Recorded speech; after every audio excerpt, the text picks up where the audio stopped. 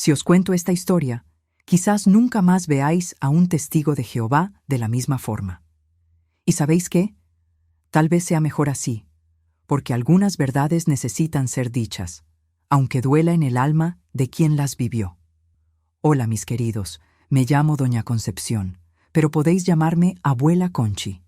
Tengo 67 años y nací en Villa Esperanza, un pueblecito perdido en el interior de Castilla-La Mancha, allá por el año 1958. Hoy quiero compartir con vosotros una historia que guardé cerrada en el fondo de mi corazón durante más de 40 años. Una historia que me hizo cuestionar todo lo que creía, que me hizo perder la fe, pero que también me enseñó que la verdad, por más dolorosa que sea, siempre encuentra una manera de salir a la luz. Antes de empezar, quería preguntaros, ¿desde dónde estáis viendo este vídeo? Dejádmelo en los comentarios ahí abajo. Me encanta saber que mi voz está llegando a tantos rincones diferentes de España. Y si podéis, dejad ese me gusta y suscribíos al canal. Esto ayuda mucho a esta viejecita a continuar contando sus historias.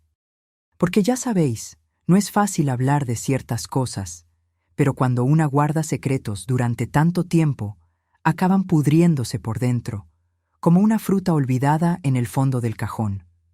La historia que voy a contar pasó allá por los años 80, cuando yo tenía unos 25 años. Villa Esperanza era uno de esos pueblos pequeños donde todo el mundo conoce a todo el mundo, donde los cotilleos corren más rápido que el agua cuesta abajo. ¿Sabéis cómo es?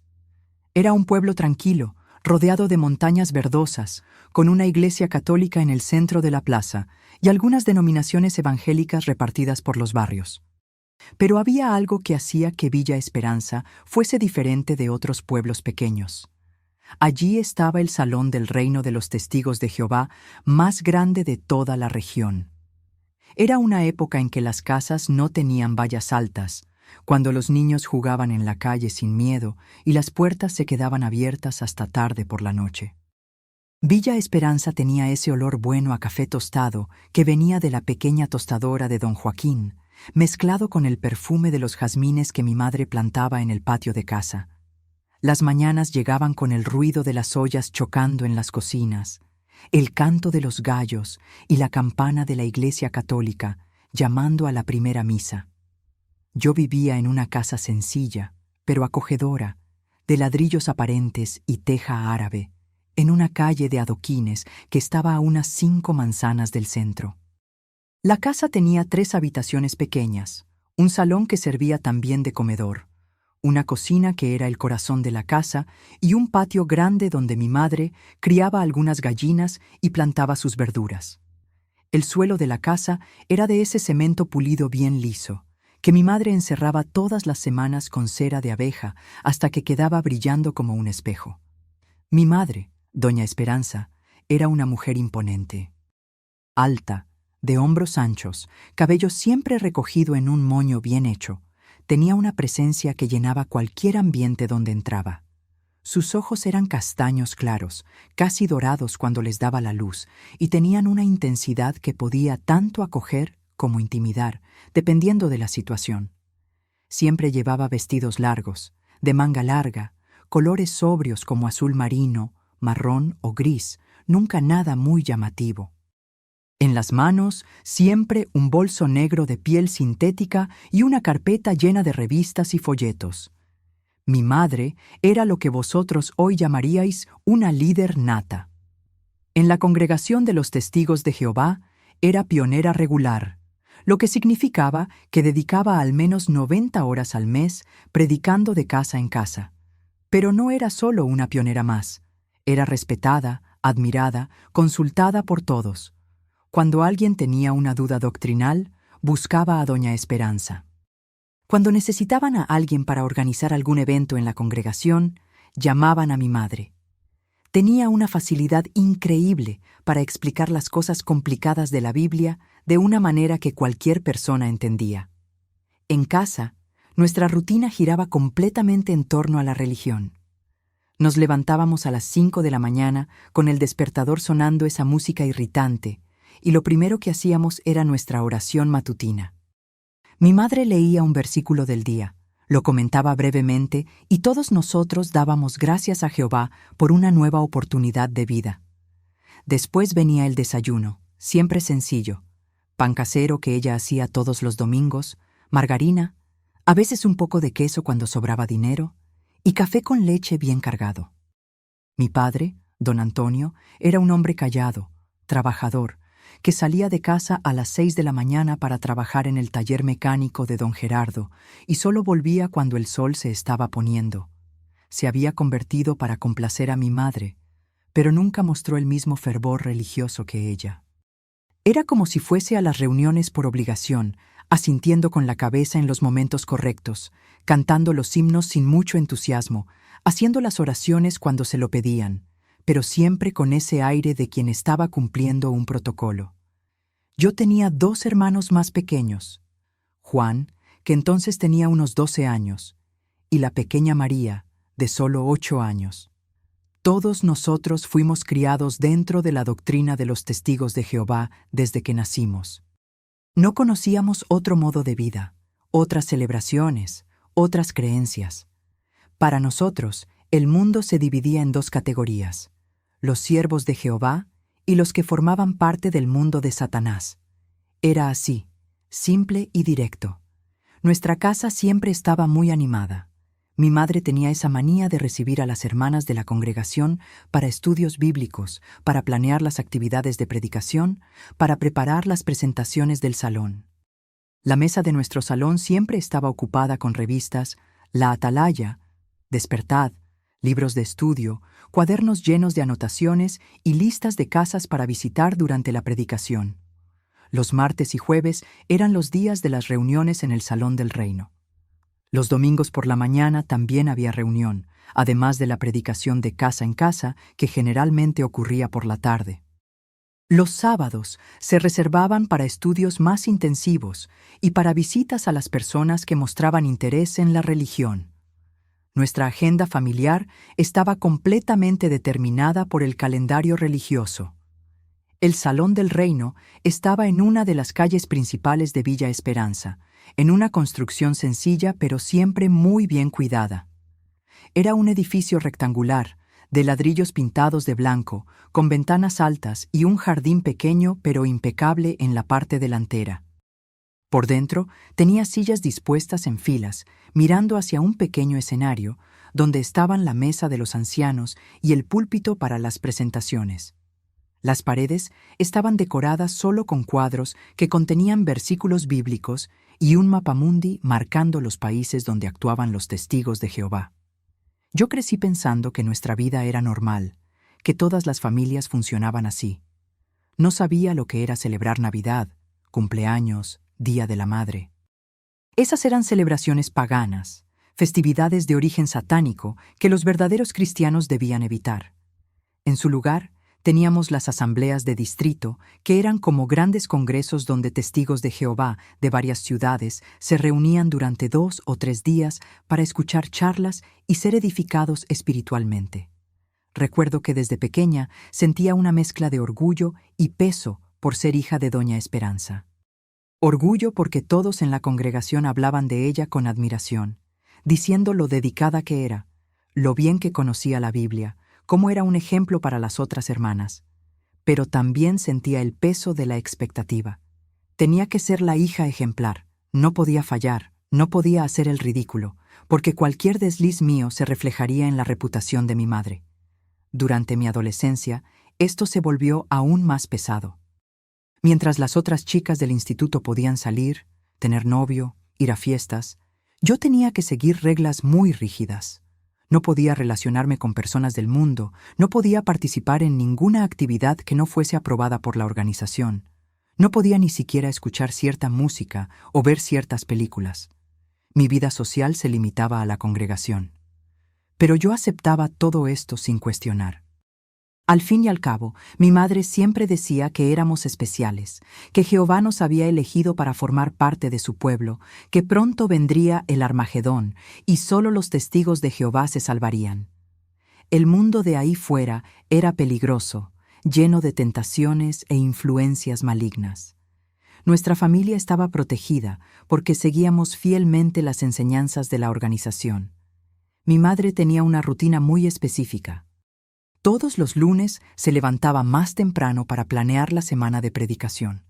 Se sentaba en la mesa de la cocina con una taza de café, las gafas en la punta de la nariz y organizaba qué calles serían visitadas, qué casas necesitaban revisitas, qué personas estaban estudiando y necesitaban seguimiento especial. Tenía una libretita pequeña, de tapa negra, donde anotaba todo: el nombre de las personas, las direcciones, qué tema se había tratado en la última visita, cuál sería el siguiente paso. Era impresionante cómo memorizaba todo. Conocía por el nombre prácticamente a todas las familias de Villa Esperanza. Sabía quién tenía hijos pequeños, quién estaba pasando por alguna dificultad, quién había mostrado interés en la religión en algún momento. Durante la predicación, nunca necesitaba consultar anotaciones.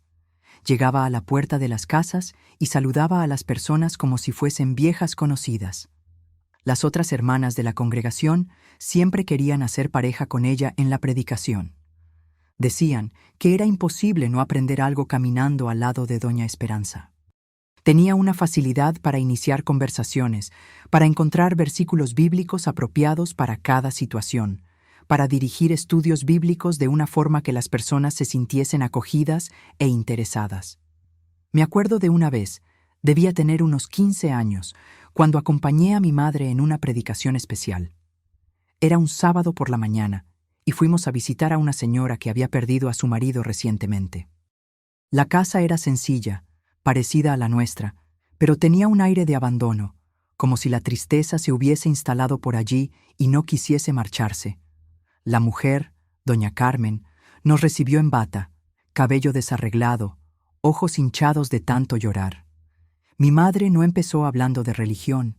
Preguntó cómo se sentía la señora, si necesitaba algo, si los hijos le estaban dando apoyo. Escuchó pacientemente mientras doña Carmen se desahogaba sobre la añoranza, sobre las facturas que no sabía cómo pagar, sobre el miedo de quedarse sola. Solo después de casi una hora de conversación, mi madre abrió la Biblia y mostró algunos versículos sobre esperanza y resurrección. Cuando salimos de allí, yo estaba impresionada. Mi madre había transformado una visita de predicación en una sesión de terapia, en un momento de acogida real. La mujer estaba visiblemente más animada, había incluso sonreído algunas veces, y había aceptado que volviésemos la semana siguiente para continuar la conversación. En el camino de vuelta a casa, pregunté a mi madre cómo sabía exactamente qué decir a cada persona. Se paró, me miró con esos ojos dorados brillando y dijo una frase que se quedó grabada en mi memoria. Hija, cuando realmente amas a las personas, Jehová te da sabiduría para ayudarlas. El secreto es ver la necesidad de cada corazón y suplirla con amor verdadero. En aquella época me pareció aquello precioso, profundo. Mi madre era realmente especial, diferente de las otras personas. Tenía un don, una conexión especial con Dios que la hacía capaz de tocar el corazón de las personas.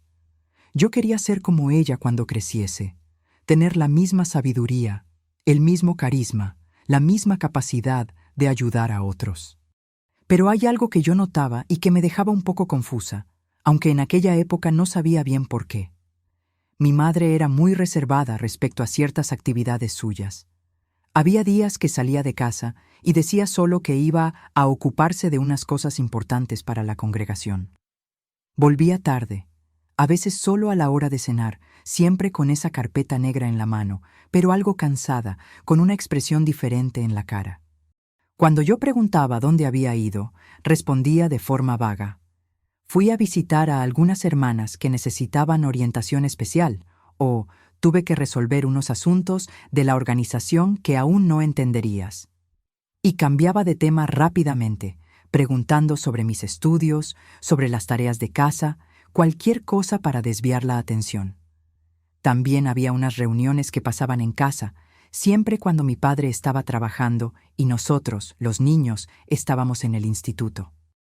Me enteraba porque a veces llegaba a casa y encontraba tazas extra en el fregadero. cenicero con restos de cigarrillos que no eran de mi padre, sillas fuera de lugar en el salón. Cuando preguntaba, mi madre decía que algunas hermanas habían venido a hacer un estudio especial, solo eso. Pero lo extraño es que esas hermanas nunca nos saludaban en las reuniones del Salón del Reino. O saludaban de forma muy formal, distante, como si no nos conociesen bien. Y mi madre nunca mencionaba esos encuentros en casa cuando conversaba con otras personas de la congregación, lo que era extraño porque generalmente le gustaba contar sobre sus actividades religiosas. Otra cosa que me llamaba la atención era que, de vez en cuando, mi madre recibía visitas de chicas muy jóvenes, algunas que ni parecían ser testigos de Jehová. Eran muchachas de 14, 15, 16 años, que llegaban a casa siempre a media tarde, cuando estaba todo el mundo fuera. Solo me enteraba de esto porque algunas veces llegué del instituto más temprano y me crucé con ellas en la calle, saliendo de nuestra casa. Eran chicas que yo no conocía, no eran de Villa Esperanza. Venían con ropa sencilla, a veces algo rota, con cara de quien estaba pasando por alguna dificultad. Siempre llevaban una bolsa pequeña o una mochila vieja. Y tenían algo en los ojos, una tristeza mezclada con miedo, que me inquietaba sin que yo supiese bien por qué. Cuando yo preguntaba a mi madre sobre esas visitas, decía que eran chicas de otros pueblos que estaban interesadas en conocer la verdad, que venían a hablar con ella porque habían oído hablar de su reputación como buena conocedora de la Biblia. Son muchachas que están perdidas en la vida, hija, y Jehová está usando a nuestra familia para ayudarlas a encontrar el camino correcto. En aquella época, esto tenía sentido para mí. Mi madre era realmente conocida en toda la región por su dedicación religiosa. Tenía sentido que personas de otros pueblos viniesen a buscarla en busca de orientación espiritual. Incluso me sentía orgullosa pensando que nuestra casa era una especie de faro espiritual para personas perdidas. Pero había algo en la manera que mi madre hablaba sobre esas muchachas que no encajaba muy bien. Nunca entraba en detalles sobre los problemas que tenían, sobre qué tipo de ayuda estaban necesitando, sobre cómo progresaban los estudios bíblicos. Y esas visitas nunca resultaban en conversiones aparentes. Las chicas nunca aparecían en las reuniones del Salón del Reino, nunca se convertían en parte de la congregación.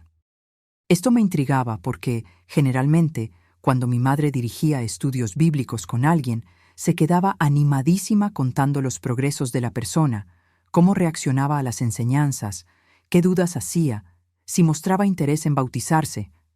Con esas muchachas misteriosas no hablaba nada de eso. También estaba la cuestión del dinero. Nuestra familia nunca fue rica, pero tampoco pasó necesidad.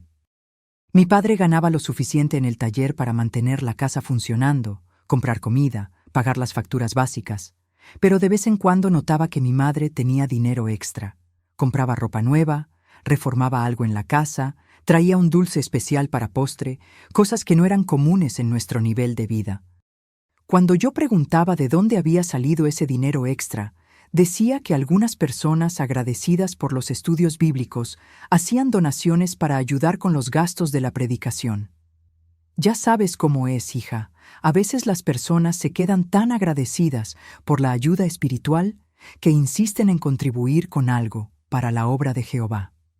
Tampoco cuestionaba esto en aquella época. Sabía que era común que las personas hiciesen donaciones a la congregación, y tenía sentido que personas que estaban siendo ayudadas espiritualmente quisiesen devolver el favor de alguna manera. Pero mirando hoy, con la experiencia de los años, me doy cuenta de que había muchas señales extrañas que no supe interpretar en aquella época.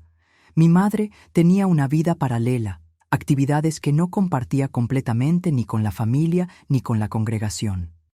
Y por más que explicase todo de forma aparentemente lógica, siempre quedaba una sensación de que había algo más detrás de esas explicaciones. Era como si viviese dos vidas diferentes. La doña Esperanza respetada y admirada de la congregación, y otra Esperanza que tenía secretos, que hacía cosas que necesitaban mantenerse en silencio. En aquella época yo pensaba que eso era normal, que todas las personas adultas tenían sus asuntos particulares que los hijos no necesitaban saber. Pero hoy entiendo que esas señales eran el prenuncio de algo mucho más serio y perturbador de lo que podría imaginar. Mis queridos, que me estáis acompañando hasta aquí, ¿ya os dais cuenta de dónde va a llegar esta historia? A veces las señales están todas ahí delante de nosotros, pero no conseguimos verlas porque no queremos creer que alguien a quien amamos sea capaz de ciertas cosas. Si este video os está llegando, dejad vuestro like para animarme a continuar compartiendo estos recuerdos dolorosos. Fue cuando cumplí 18 años que las cosas empezaron a ponerse más extrañas, más visibles. Hasta entonces, conseguía aceptar las explicaciones de mi madre sobre sus actividades misteriosas. Pero a partir de ese momento, algunos acontecimientos empezaron a suceder que me hicieron cuestionar lo que realmente estaba pasando detrás de esa fachada de perfección religiosa. La primera señal realmente perturbadora pasó un jueves de marzo de 1983. Me acuerdo de la fecha porque fue 2 días después de mi cumpleaños, que nosotros no celebrábamos, claro, pero yo siempre guardaba la fecha en la memoria de todas maneras. Estaba en casa, cosiendo unas ropas en mi cuartito, cuando oí un ruido extraño que venía del salón. Era el sonido de alguien llorando, pero un llanto ahogado, como si la persona estuviese intentando no hacer ruido. Salí del dormitorio despacito y espié por la rendija de la puerta del salón. Mi madre estaba sentada en el sofá al lado de una chica que nunca había visto. La chica no debía tener más de 15 años, era delgadita, de cabello castaño desaliñado, y estaba llorando a mares mientras mi madre le cogía las manos y hablaba en voz baja. Lo que más me llamó la atención fue la ropa de la chica. Llevaba un vestido corto, muy ajustado, de un color rojo chillón, con escote que enseñaba más de lo que sería apropiado para una adolescente. Los zapatos eran de tacón alto, desproporcionado para su edad, y tenía un maquillaje cargado que se había corrido con las lágrimas. No se parecía en nada a las chicas de nuestra congregación, ni a las jóvenes que solían visitar nuestra casa en busca de estudios bíblicos. Conseguí oír algunos fragmentos de la conversación. La chica hablaba algo sobre no poder más, que estaba con mucho miedo, y que no era eso lo que le habían prometido. Mi madre respondía con esa voz dulce que yo conocía bien, diciendo que todo iba a salir bien, que ella solo necesitaba tener más paciencia y que pronto las cosas iban a mejorar. Me quedé allí, escondida detrás de la puerta, intentando entender lo que estaba pasando. Pero antes de que pudiera oír algo más, mi madre se levantó y fue hasta la cocina a buscar un vaso de agua. Tuve que correr de vuelta a mi habitación para que no me pillara espiando. Cuando volví a espiar, algunos minutos después, mi madre estaba entregando un sobre a la chica.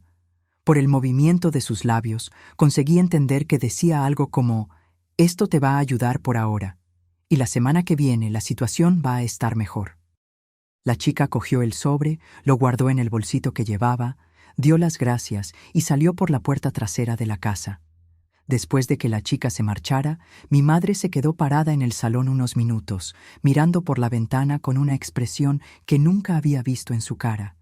No era la expresión confiada y serena de la pionera ejemplar que todos conocían. Era una expresión preocupada, casi angustiada, como si estuviera cargando un peso muy grande en los hombros. Esa noche, en la cena, intenté preguntar de forma casual si había recibido alguna visita durante la tarde. Me miró de una manera extraña, como si estuviera evaluando si yo sabía algo, y después respondió que una hermana de otro pueblo había pasado para pedir algunos consejos sobre problemas familiares. ¿Qué tipo de problemas?, insistí, fingiendo curiosidad inocente. Problemas que una chica de tu edad no necesita saber, hija. Cosas de adultos, situaciones complicadas que exigen mucha sabiduría y experiencia para lidiar con ellas. La respuesta me dejó aún más curiosa. ¿Qué tipo de problema podría tener una chica de 15 años que fuese tan complicado? ¿Y por qué mi madre estaba siendo tan evasiva? Normalmente le gustaba contar sobre las personas que ayudaba, sobre cómo la sabiduría bíblica resolvía los problemas de la gente. Algunas semanas después pasó otro episodio que me dejó aún más intrigada. Era un sábado por la mañana y había salido temprano para hacer unas compras en el centro del pueblo. Cuando estaba volviendo a casa, vi a mi madre saliendo de una casita pequeña en una calle que yo sabía que tenía mala fama en el pueblo. Era una calle donde vivían algunas mujeres que los hombres del pueblo visitaban a escondidas. ¿Sabéis cómo es? Mi madre estaba saliendo de la casa acompañada de una señora que no conocía, una mujer de unos 40 y pocos años, bien arreglada, pero con un aire algo extravagante. Conversaban de forma muy reservada, mirando a los lados como si no quisieran que las vieran. Cuando mi madre me vio, la expresión de su cara cambió completamente. Se despidió rápidamente de la mujer y vino a mi encuentro. «¿Qué haces aquí, Concepción?», me preguntó, con un tono que mezclaba sorpresa e irritación. «Volviendo de las compras, madre. ¿Y usted?» «Estaba visitando a una persona que necesita ayuda espiritual. Vámonos a casa». Durante todo el camino de vuelta, mi madre estuvo extraña, callada, diferente de la manera habladora que normalmente tenía. Y por primera vez en la vida, sentí que me estaba mintiendo. Había algo en su voz, en la manera que evitaba mirarme a los ojos, que me dejó con una sensación mala en el estómago. Esa noche me quedé pensando en lo que había visto. ¿Qué tipo de ayuda espiritual podría estar ofreciendo mi madre a una mujer en esa calle? ¿Y por qué se puso tan nerviosa cuando me encontró allí? Si fuese algo normal, algo relacionado con la predicación regular, no habría tenido ningún problema en explicármelo. Las cosas se pusieron aún más extrañas cuando empecé a prestar más atención a las conversaciones que mi madre tenía por teléfono. En aquella época, teléfono en casa era un lujo, pero nosotros teníamos uno porque mi padre lo necesitaba para su trabajo en el taller. A veces, cuando yo estaba en casa durante el día, sonaba el teléfono y mi madre contestaba con esa voz dulce de siempre, pero las conversaciones eran bien diferentes de las que solía tener con las hermanas de la congregación. Eran conversaciones en clave, llenas de medias palabras. Hablaba cosas como: la situación de la chica está resuelta, el problema del que hablamos fue solucionado, la persona que indicaste ya está siendo atendida. Nunca mencionaba nombres, nunca entraba en detalles, siempre terminaba las conversaciones rápidamente. Una vez conseguí oír una conversación más larga. Mi madre estaba en la cocina, pensando que yo había salido, y sonó el teléfono. Me quedé escondida en el pasillo, escuchando. «¿Diga?» «Ah, eres tú. Sí, vino aquí ayer. No, no está bien, no, está con mucho miedo. Ya lo sé, pero es muy joven. ¿Qué crees que deberíamos hacer?» «Está bien, voy a hablar con ella otra vez. ¿Estás segura de que va a salir bien?» «Vale, pero si surge algún problema, la responsabilidad no es mía». Cuando colgó el teléfono, se quedó parada allí en la cocina unos minutos, pasándose la mano por la cara, suspirando hondo. Nunca había visto a mi madre con esa expresión de cansancio y preocupación. Otra señal que me llamó la atención fue el cambio en su comportamiento en las reuniones del Salón del Reino. Mi madre siempre fue muy participativa, siempre levantaba la mano para comentar, siempre tenía alguna experiencia interesante que compartir. Pero en esa época estaba más callada, más reservada. Aún participaba en las actividades, pero sin ese entusiasmo de antes. Y había algo específico que me inquietaba. A veces, durante las reuniones, me daba cuenta de que algunos ancianos de la congregación miraban a mi madre de una manera extraña. No era la mirada de admiración y respeto que siempre había recibido. Era una mirada más, ¿cómo puedo explicarlo?, más cómplice. Como si supieran algo que el resto de la congregación no sabía. El anciano Eduardo, especialmente, tenía una forma muy particular de saludar a mi madre. Él siempre fue muy formal con todas las hermanas, siempre muy respetuoso y distante, pero con mi madre tenía una familiaridad diferente. Se acercaba a ella después de las reuniones, conversaba en voz baja, a veces le ponía la mano en el hombro de una manera que me parecía demasiado íntima para el patrón de comportamiento que esperábamos de los ancianos. Una noche, después de una reunión, presencié una conversación entre mi madre y el anciano Eduardo que me dejó muy confusa. Estaban en el aparcamiento del Salón del Reino, pensando que no había nadie cerca, pero yo había vuelto a buscar una revista que se me había olvidado. ¿Cómo está la situación de las chicas?, le preguntó. Complicada. Algunas quieren dejarlo. Tienes que hablar mejor con ellas, explicarles que es temporal, que es por su bien. Ya lo sé, Eduardo, pero son muy jóvenes. A veces no entienden. Doña Esperanza, ¿sabes lo importante que es esto para nuestra obra? No podemos dejar que algunas resistencias estropeen todo lo que hemos construido. Lo entiendo. Haré lo que sea necesario. En aquella época no conseguí interpretar bien esa conversación. ¿Qué chicas eran esas? ¿Qué obra era esa que estaban construyendo? ¿Por qué mi madre parecía estar recibiendo órdenes del anciano Eduardo, cuando normalmente era ella quien daba consejos y orientaciones a otras personas?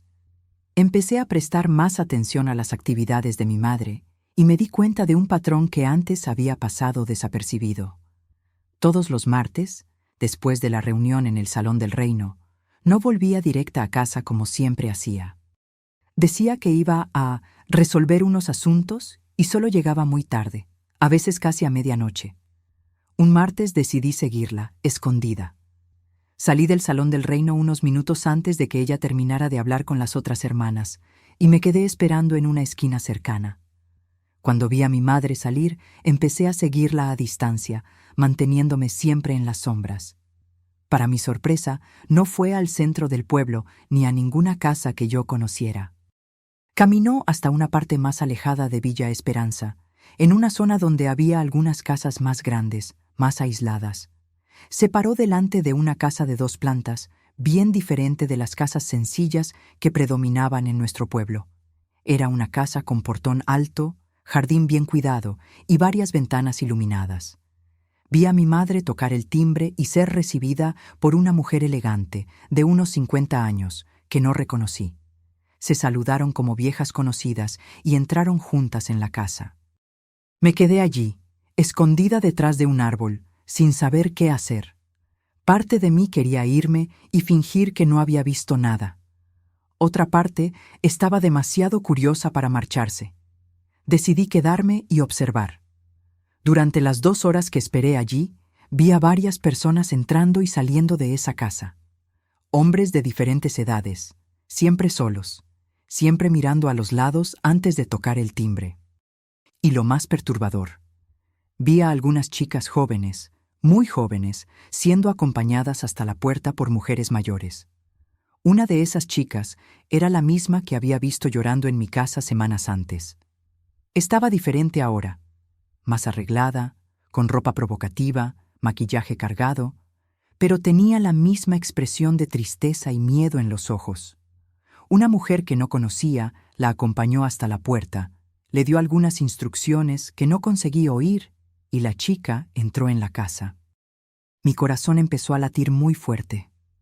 Una sensación horrible se apoderó de mí, como si estuviera presenciando algo terrible, aunque sin entender exactamente qué era. Salí corriendo de allí y llegué a casa mucho antes que mi madre, fingiendo que estaba durmiendo cuando llegó. En los días que siguieron, me quedé observando a mi madre con otros ojos.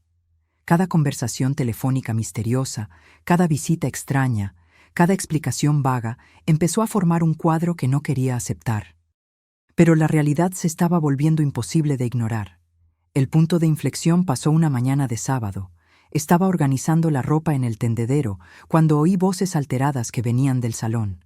Reconocí la voz de mi madre y de una chica que parecía estar muy nerviosa, casi gritando.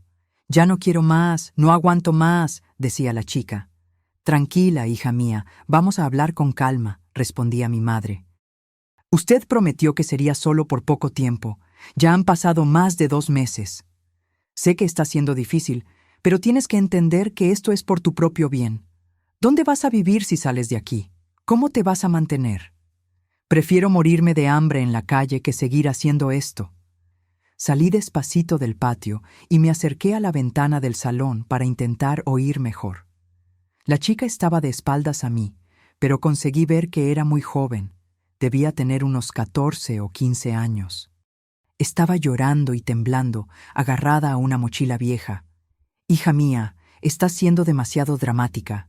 Mira cómo estabas cuando llegaste aquí, sin ropa decente, sin dinero, sin sitio donde quedarte. Ahora tienes donde vivir, tienes comida, tienes ropa bonita, y lo que estamos pidiendo a cambio es tan poco. ¡Poco! Usted llama a esto poco. Tengo que dejar que hombres asquerosos... Ya no puedo más. En ese momento, sentí como si el suelo hubiera desaparecido bajo mis pies. Por fin estaba entendiendo lo que mi madre realmente hacía con esas chicas. No eran estudios bíblicos, no era ayuda espiritual, era algo mucho más sombrío y terrible. Mi madre siguió intentando tranquilizar a la chica, usando esa misma voz dulce que yo conocía tan bien, pero ahora las palabras tenían un significado completamente diferente. Escucha bien, querida. Llegaste aquí en una situación muy difícil. Nosotras te acogimos, te dimos una oportunidad de tener una vida mejor. Pero todo en la vida tiene un precio, ¿entiendes? No existe el almuerzo gratis en este mundo. Pero yo no sabía que sería esto. Usted dijo que me iba a ayudar, que me iba a enseñar sobre Dios. Y te estoy enseñando. Te estoy enseñando que en la vida necesitamos hacer sacrificios para conseguir lo que queremos. Te estoy enseñando que a veces necesitamos pasar por situaciones difíciles para llegar a un sitio mejor. La chica siguió llorando, repitiendo que se quería ir, que no aguantaba más. Mi madre se fue poniendo más impaciente, y por primera vez en la vida la oí hablar con una dureza que me asustó. Mira, jovencita, puedes salir de aquí cuando quieras, nadie te está reteniendo. Pero si sales, sales sin nada, sin dinero, sin ropa, sin sitio a donde ir. Y no te sirve de nada ir contando historias a nadie, porque nadie te va a creer. ¿Quién va a creer a una chica de la calle contra una pionera respetada de la congregación? El silencio que siguió fue terrible. Solo podía oír los sollozos de la chica y la respiración pesada de mi madre. Después de algunos minutos, mi madre habló otra vez, volviendo al tono dulce de antes. Vamos a hacer una cosa. Te quedas una semana más y después hablamos otra vez. Esta semana vas a pensar bien en lo que quieres de la vida, en las oportunidades que estás teniendo, en cómo sería tu situación si no estuvieras aquí.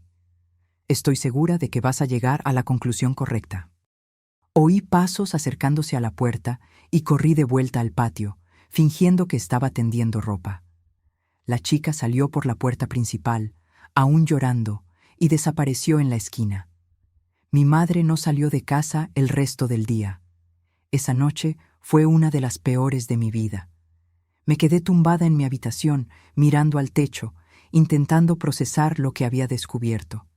Mi madre, la mujer que más admiraba en el mundo, la pionera ejemplar, la persona que todos respetaban en la congregación, estaba involucrada en algo terrible con chicas menores de edad. Y lo peor de todo, estaba usando la religión, estaba usando el nombre de Jehová, para justificar y encubrir esas acciones. Esas chicas que venían a nuestra casa buscando ayuda espiritual estaban siendo manipuladas y explotadas por la persona en quien más confiaban. Empecé a recordar todas las señales que había ignorado, todas las explicaciones que había aceptado sin cuestionar. Las visitas misteriosas, las conversaciones en clave, el dinero extra que aparecía de vez en cuando, las miradas cómplices de los ancianos, la casa extraña donde vi a mi madre entrando. Todo estaba conectado. Mi madre no estaba ayudando a esas chicas. Estaba usando su vulnerabilidad, la situación desesperante en que se encontraban, para captarlas para algo en lo que ni quería pensar bien qué era. Pasé toda la madrugada despierta, llorando en silencio, sintiendo como si todo mi mundo se hubiera derrumbado. La persona que más amaba y respetaba, la persona que había moldeado toda mi visión del mundo y de la moralidad, era una mentirosa, una manipuladora, una persona que causaba sufrimiento a niñas vulnerables. Y había una pregunta que me atormentaba más que todo. ¿Cuánta gente lo sabía? ¿Los ancianos lo sabían? ¿Toda la congregación lo sabía? ¿O era yo la única persona lo bastante ingenua para creer que mi madre era realmente la persona santa que fingía ser? A la mañana siguiente, en el desayuno, miré a mi madre con otros ojos. Estaba allí, en la mesa de la cocina, leyendo la revista La Atalaya como hacía todas las mañanas, hablando sobre los planes para la predicación del fin de semana, comentando sobre la reunión del martes. Todo exactamente igual a lo que siempre fue. Pero ahora yo sabía que detrás de esa fachada de piedad había algo podrido, algo que manchaba todo lo que creía sobre nuestra familia y nuestra religión. Mis queridos que me estáis acompañando hasta aquí, ¿conseguís imaginar cómo es descubrir que la persona que más amáis en el mundo está involucrada en algo tan terrible? ¿Cómo es darse cuenta de que todo lo que creíais era mentira? Si estáis sintiendo el corazón encogido oyendo esta historia, dejad vuestro like y contadme en los comentarios si habéis vivido algo parecido, si habéis descubierto secretos terribles sobre personas que amabais. Después de aquel descubrimiento terrible, mi vida se transformó en un infierno particular. Ya no conseguía mirar a mi madre de la misma forma. Ya no conseguía participar en las reuniones del Salón del Reino sin sentir náuseas. Ya no conseguía fingir que nuestra familia era normal, feliz y bendecida por Jehová. Pero lo peor de todo era el silencio. No tenía con quién hablar sobre lo que había descubierto. No podía hablar con mi padre porque era un hombre sencillo, que creía ciegamente en todo lo que mi madre decía. No podía hablar con mis hermanos más pequeños porque eran niños que no entenderían la gravedad de la situación. Y definitivamente no podía hablar con nadie de la congregación porque mi madre era una de las personas más respetadas allí. Empecé a prestar atención a detalles que antes pasaban desapercibidos. Me di cuenta de que algunos hombres del pueblo saludaban a mi madre de forma diferente cuando la encontraban en la calle. No era el saludo respetuoso que una pionera debería recibir. Era un saludo más íntimo, con sonrisas que me hacían sentir incómoda. Don Mario, dueño de la panadería, siempre fue muy simpático con nuestra familia, pero ahora notaba que cuando mi madre iba a comprar pan, la trataba con una familiaridad extraña. Hacía comentarios sobre lo guapa que estaba, preguntaba por esas jovencitas que a veces la acompañaban, siempre con una sonrisa maliciosa que no conseguía descifrar completamente. Doña Lourdes, que tenía una pensión en el centro del pueblo, también tenía una forma peculiar de relacionarse con mi madre. Siempre que se encontraban, conversaban en voz muy baja, intercambiaban miradas significativas, y a veces doña Lourdes entregaba pequeños papeles doblados que mi madre guardaba rápidamente en el bolso. Empecé a sospechar que había una red de personas involucradas en aquella situación terrible. No era solo mi madre actuando sola. Había otras personas en el pueblo que sabían, que participaban, que se beneficiaban de lo que estaba pasando con esas chicas vulnerables. Una tarde decidí seguir a mi madre otra vez. Había salido de casa diciendo que iba a visitar a una hermana enferma, pero ya no me creía más sus explicaciones. Mantuve una distancia segura y la vi caminando hasta la casa de doña Lourdes. Estuvieron hablando en la puerta unos minutos. Después entraron juntas. Esperé al otro lado de la calle, escondida detrás de un coche, observando el movimiento de la pensión. Durante la hora que estuve allí, vi a 3 chicas diferentes entrando en el establecimiento.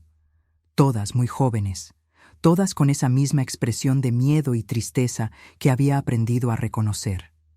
Una de ellas era una chica que conocía vagamente. La había visto algunas veces en el instituto, aunque era más pequeña que yo. Se llamaba Rosita, tenía unos 13 años y sabía que vivía en una familia muy pobre en las afueras del pueblo. Verla entrando en esa pensión, con ropa que definitivamente no era suya, maquillada de forma exagerada para su edad, me dio una opresión en el pecho que casi me hizo desmayar. Cuando mi madre salió de la pensión, 1 hora después, iba acompañada de Rosita y de otra chica que no conocía. Las 3 caminaron juntas hasta la plaza central, donde se separaron. Mi madre vino a casa, las chicas desaparecieron en direcciones diferentes. Esa noche, durante la cena, mi madre comentó casualmente que había pasado la tarde consolando a una hermana que tenía problemas familiares. Habló sobre lo importante que era ayudar a personas en dificultades, sobre cómo Jehová bendecía a quien practicaba obras de misericordia. Escuché todo aquello sintiendo ganas de vomitar. Después de cenar, cuando mis padres estaban viendo la televisión en el salón, Fui hasta su habitación y busqué en el bolso de mi madre. Encontré varios papeles pequeños con anotaciones que no conseguí entender completamente. Había nombres de chicas, edades, direcciones y al lado de cada nombre, números que parecían representar dinero. Uno de los papeles me llamó especialmente la atención. Era una lista con horarios e iniciales de nombres masculinos. M.S., martes 19 era, J.P., jueves 20 era, A.C., sábado 21 hora. Al lado de cada anotación, cantidades de dinero. Se me heló la sangre cuando entendí lo que aquello representaba. Puse todo de vuelta en su sitio exactamente como estaba y salí de la habitación intentando parecer normal. Pero por dentro estaba en pánico total. No era solo explotación. Era algo mucho más organizado, mucho más sistemático de lo que había imaginado. La semana siguiente, pasó algo que me dejó aún más aterrorizada. Estaba volviendo del instituto cuando vi un coche extraño parado delante de nuestra casa. Era un coche caro, muy diferente de los coches sencillos que circulaban por Villa Esperanza. Del coche bajó un hombre elegante, bien vestido, de unos 50 años, que tocó el timbre de nuestra casa. Mi madre lo recibió en la puerta como si lo conociera bien. Hablaron brevemente y después entraron juntos en la casa. Me quedé en la esquina, observando, hasta ver al hombre salir cerca de media hora después. No salió solo. Iba acompañado de una chica que reconocí inmediatamente. Era Rosita. La chica entró en el coche con el hombre y se marcharon. Rosita tenía una expresión completamente vacía en la cara, como si no estuviera realmente presente en ese momento. Parecía una muñeca siendo llevada por alguien. Cuando llegué a casa, mi madre estaba en la cocina, preparando la cena como si no hubiera pasado nada. Intenté preguntar casualmente si había recibido alguna visita, pero me respondió que no, que había pasado toda la tarde en casa ocupándose de las tareas domésticas. Era la primera vez que pillaba a mi madre en una mentira descarada, obvia, innegable. Yo había visto el coche, había visto al hombre, había visto a Rosita. No había forma de que pudiera negar que había recibido visitas, pero me estaba mintiendo directamente a la cara, con la misma naturalidad con que siempre me había hablado. Esa noche tuve pesadillas terribles. Soñé con las chicas que había visto, con esa expresión de desesperación en sus ojos. Soñé con mi madre transformada en una persona irreconocible, cruel, manipuladora. Me desperté varias veces durante la madrugada, sudando frío, con el corazón disparado. Empecé a tener problemas para comer, para dormir, para concentrarme en los estudios. Mis padres se dieron cuenta de que estaba diferente, pero cuando preguntaban qué pasaba, no sabía qué responder. ¿Cómo explicar que había descubierto que mi propia madre estaba involucrada en algo tan terrible? El anciano Eduardo empezó a frecuentar nuestra casa con más regularidad. Siempre venía cuando mi padre estaba trabajando. Siempre se quedaba hablando reservadamente con mi madre en el salón. A veces oía fragmentos de sus conversaciones. Hablaban sobre expandir las actividades, sobre nuevos contactos en otros pueblos, sobre resolver problemas con chicas difíciles. Una vez oí una conversación que me heló la sangre. «Esperanza, estoy preocupado por tu hija», dijo el anciano Eduardo. «¿Por qué?» «¿Qué ha hecho?», respondió mi madre. «No es lo que ha hecho, es lo que puede estar dándose cuenta. Ya no tiene la misma expresión de antes. Parece desconfiada, observa demasiado». Concepción siempre fue una chica curiosa. La curiosidad en exceso puede ser peligrosa para todos nosotros. Tienes que tener una conversación seria con ella. ¿Qué tipo de conversación? El tipo de conversación que deja claro cuáles son los límites entre la obediencia filial y la interferencia en asuntos que no le incumben. Después de esa conversación, mi madre realmente cambió su comportamiento conmigo. Empezó a hacer preguntas sobre dónde iba, con quién hablaba, qué hacía durante el tiempo que pasaba fuera de casa. Empezó a controlar más mis horarios, a insistir en que me quedara más tiempo en casa ayudando con las tareas domésticas. Y empezó a darme sermones sobre obediencia, sobre respeto a la autoridad, sobre los peligros de cuestionar las decisiones de los mayores. sermones que en aquella época parecían normales, pero que hoy entiendo que eran avisos velados sobre lo que podría pasar si hacía algo que ella no aprobase. Hija, me decía, existen cosas en este mundo que personas jóvenes como tú no consiguen entender. Cosas que exigen experiencia de vida, sabiduría que solo viene con los años. Por eso Jehová estableció la autoridad de los padres sobre los hijos, para proteger a los hijos de meterse en situaciones que pueden ser peligrosas para ellos. Pero madre, solo quiero entender. No, Concepción, no todo en la vida necesita ser entendido. Algunas cosas necesitan solo ser aceptadas. La confianza que tienes en mí debe ser suficiente para que sepas que todo lo que hago es por el bien de la familia y para la gloria de Jehová. Esas conversaciones me dejaban aún más angustiada, porque me daba cuenta de que mi madre sabía que yo sabía algo. Había una tensión constante entre nosotras, una sensación de que ambas estábamos fingiendo una normalidad que ya no existía. Las reuniones en el Salón del Reino se convirtieron en un suplicio para mí. Me quedaba mirando a esas personas que cantaban los himnos con tanta devoción, que hacían oraciones con tanta sinceridad, que hablaban sobre moral y espiritualidad con tanta convicción, y me preguntaba cuántas de ellas sabían lo que realmente estaba pasando. ¿Sería que el anciano Eduardo era el único involucrado? ¿Sería que los otros ancianos también lo sabían? ¿Sería que algunas de las hermanas mayores de la congregación estaban al tanto de la situación? ¿O sería que todos eran tan ingenuos como había sido yo, creyendo que mi madre era realmente la mujer ejemplar que aparentaba ser? Empecé a observar más atentamente los comportamientos durante las reuniones. Me di cuenta de que había pequeños grupos que se formaban después de las reuniones, personas que conversaban en rincones reservados, que intercambiaban miradas significativas durante las charlas.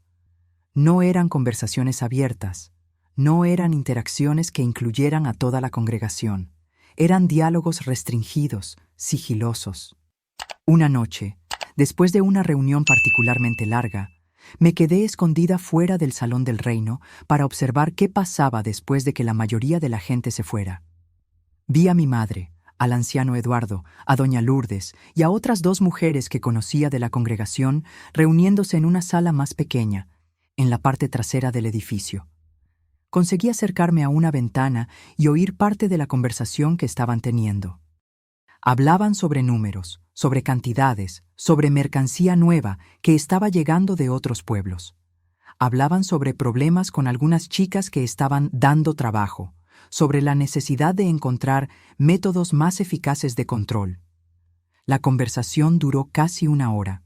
Cuando por fin salieron de la sala, yo ya estaba escondida detrás del edificio, observando a través de una rendija. Vi dinero siendo contado y distribuido entre los presentes. Vi papeles siendo intercambiados, anotaciones siendo hechas en cuadernos pequeños. Volví a casa, corriendo, llegando antes que mi madre. Cuando llegó, media hora después, vino directa a mi habitación para ver si estaba durmiendo. Fingí que estaba, pero me di cuenta de que se quedó parada en la puerta varios minutos, solo observándome.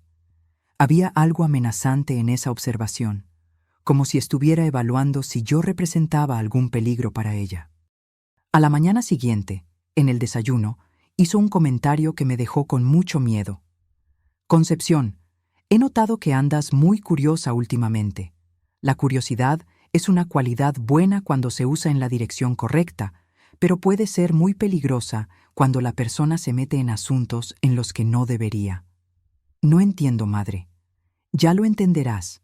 Solo quiero que sepas que existen cosas en esta familia, en esta congregación, en este pueblo, que son asuntos de adultos. Asuntos que los niños no deben cuestionar ni interferir. Por tu propia seguridad. La amenaza estaba clara. Mi propia madre me estaba amenazando, me estaba avisando para que no me metiera en los asuntos de adultos que ella estaba dirigiendo. Y por primera vez en la vida, sentí miedo de la mujer que me había dado a luz. Es difícil hasta hoy revivir esos momentos. A veces me pregunto cómo conseguí soportar tanto. Vosotros que me estáis acompañando hasta aquí, ¿qué creéis que debería haber hecho? Contádmelo ahí en los comentarios. El día que lo cambió todo para siempre fue un martes de septiembre de 1983. Lo recuerdo perfectamente porque era víspera del Día de la Hispanidad, y normalmente los testigos de Jehová no celebrábamos fechas nacionales, pero ese año el instituto había liberado las clases el lunes, creando un puente largo. Mi madre pensó que había viajado a casa de mi tía en Cuenca, como habíamos acordado la semana anterior. Pero a última hora cambié de opinión. Dije que tenía dolor de cabeza y prefería quedarme en casa descansando. Insistió para que fuera de todas formas, pero acabó accediendo cuando mentí diciendo que realmente no me encontraba bien. Era una mañana calurosa y bochornosa, de esas típicas del final del verano en Castilla-La Mancha, cuando el calor anuncia que el otoño está llegando. Mi madre salió de casa a las 8 de la mañana, diciendo que iba a pasar el día visitando a algunos interesados en otros pueblos cercanos y solo volvería por la noche. Después de que se fuera, me quedé un rato en la cama, pero la curiosidad no me dejaba en paz. Decidí aprovechar que estaba sola en casa para investigar mejor los papeles y documentos que mi madre guardaba en su habitación. Sabía que estaba corriendo un riesgo enorme, pero la necesidad de entender completamente lo que estaba pasando era más fuerte que el miedo. Empecé rebuscando en su cómoda. En el cajón de abajo, debajo de algunas prendas íntimas, encontré una caja de zapatos que nunca había visto antes. Dentro de la caja había cosas que me helaron la sangre en las venas. Había fotografías de chicas muy jóvenes, algunas que reconocía como menores que visitaban nuestra casa. Las fotos no eran normales. Eran fotos donde las chicas aparecían con poca ropa, en poses que me dieron náuseas. Algunas fotos tenían anotaciones en el reverso, nombres, edades, precios. También había cuadernos pequeños llenos de anotaciones detalladas, nombres de hombres del pueblo y de pueblos vecinos, con horarios, preferencias, cantidades pagadas. Había direcciones de casas, pensiones, hoteles. Había un mapa de la región con marcas en varios pueblos, como si fuera una red que se extendía mucho más allá de Villa Esperanza. Pero lo que más me impactó fueron las cartas. Cartas escritas a mano por chicas desesperadas, suplicando que las liberaran, contando sobre los horrores que estaban sufriendo, pidiendo ayuda para volver con sus familias. Y las respuestas de mi madre a esas cartas, escritas con la misma letra cuidadosa que conocía desde niña, pero con un contenido que parecía haber sido escrito por un demonio. Una de las cartas me marcó profundamente. Era de una chica llamada Esperancita, coincidentemente una variante del mismo nombre de mi madre, que escribía: «Por favor, doña Esperanza, se lo ruego por la Virgen del Pilar que usted tanto menciona, déjeme marcharme. Ya hace 3 meses que estoy aquí y no aguanto más. Los hombres que vienen aquí me hacen cosas feas y lloro todas las noches. Mi madre debe estar desesperada buscándome. Prometo que no se lo contaré a nadie. Solo quiero volver a casa. Solo tengo 14 años. Aún soy una niña». La respuesta de mi madre a esa carta estaba adjunta. «Mi querida, tienes que dejar de ser tan dramática. Lo que estamos haciendo aquí es dar una oportunidad a chicas como tú, que no tenían ningún futuro, para que aprendan a buscarse la vida. Estás siendo bien cuidada. Tienes comida, tienes ropa, tienes techo. A cambio, solo pedimos que seas agradecida y colabores con lo que sea necesario. Tu familia no tiene condiciones para cuidarte adecuadamente, y si vuelves allí, vas a pasar hambre y necesidad. Aquí estás aprendiendo una profesión que puede mantenerte para el resto de la vida. Sé más madura y acepta tu situación». Cuando terminé de leer esa carta, empecé a llorar convulsivamente. No podía creer que esas palabras crueles, frías, inhumanas, hubieran sido escritas por la misma mujer que me había acunado cuando era bebé, que me consolaba cuando estaba triste, que me enseñaba oraciones antes de dormir. Seguí rebuscando en la caja y encontré algo aún peor: fotografías de algunos hombres de nuestra propia congregación en situaciones comprometedoras con las chicas. El anciano Eduardo estaba en varias fotos. El hermano Carlos, que era siervo ministerial. El hermano José, que siempre hacía oraciones emocionantes durante las reuniones.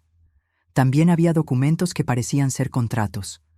Acuerdos escritos donde las chicas accedían a trabajar por un período determinado a cambio de alojamiento y alimentación. Los contratos estaban firmados con nombres que sabía que eran falsos y tenían una cláusula terrible. Cualquier intento de romper el acuerdo resultaría en medidas disciplinarias severas. En ese momento, oí el ruido del portón delantero abriéndose. Se me disparó el corazón. Puse todo de vuelta en la caja lo más rápido posible, guardé la caja en el cajón, arreglé la ropa por encima y corrí a mi habitación, fingiendo que estaba durmiendo. Oí a mi madre entrar en casa, acompañada de otras personas. Por las voces reconocí al anciano Eduardo y a una mujer que no conocía. Fueron directos al salón y empezaron una conversación en tono muy bajo, pero conseguí oír algunas palabras. Hablaban sobre un problema serio que había surgido. Una de las chicas había conseguido escapar y estaba amenazando con contárselo todo a las autoridades. Necesitaban tomar medidas urgentes antes de que la situación se les fuera de las manos. «Sabe demasiado», decía la voz de la mujer desconocida. «Si va a la policía, todos estamos perdidos». «Tranquila, Dolores», respondía mi madre. «Nadie va a creer la palabra de una chica de la calle contra personas respetadas de la comunidad. Además, ella también tiene culpa en lo que pasó. ¿Quién va a tener valor para confesar que se prostituyó voluntariamente? Pero, ¿y si tiene pruebas? ¿Y si ha grabado algo?», insistía la tal Dolores. «¿Qué tipo de prueba podría tener una chica ignorante como ella?», respondió el anciano Eduardo. «Ni sabe escribir bien, no tiene dinero para contratar un abogado, no tiene familia que pueda apoyarla. Es su palabra contra la nuestra. Aún así, necesitamos encontrarla antes de que haga alguna tontería», dijo mi madre. «Eduardo, ¿puedes usar tus contactos en la policía para saber si ya ha buscado a alguien?» «Ya me estoy ocupando de eso. El sargento Méndez me debe algunos favores. Si aparece en la comisaría, me avisa enseguida». Se me heló la sangre cuando oí eso. ¿Mi madre tenía contactos corruptos en la policía? La red de personas involucradas en aquella situación horrible era aún mayor de lo que imaginaba. La conversación continuó unos 20 minutos más. Discutían estrategias para encontrar a la chica fugitiva, planeaban cómo desanimarla para que hablara, e incluso mencionaron la posibilidad de trasladarla muy lejos si era necesario. El tono de la conversación era de personas acostumbradas a resolver problemas graves, personas que ya habían pasado por situaciones similares antes. Cuando por fin se marcharon, mi madre vino hasta mi habitación para ver si estaba durmiendo. Fingí que estaba, pero me di cuenta de que se quedó parada en la puerta mucho tiempo, solo observándome. Había algo diferente en su respiración, como si estuviera tensa, preocupada. Después de que saliera de la habitación, me quedé tumbada una hora más, fingiendo dormir, hasta estar segura de que se había distraído con otras actividades. Entonces, muy cuidadosamente, salí por la ventana de mi habitación. Nuestra casa era de una planta, y mi ventana daba al patio trasero. «Necesito encontrar a esa chica», pensé. «Necesito saber quién es, necesito ayudarla de alguna manera».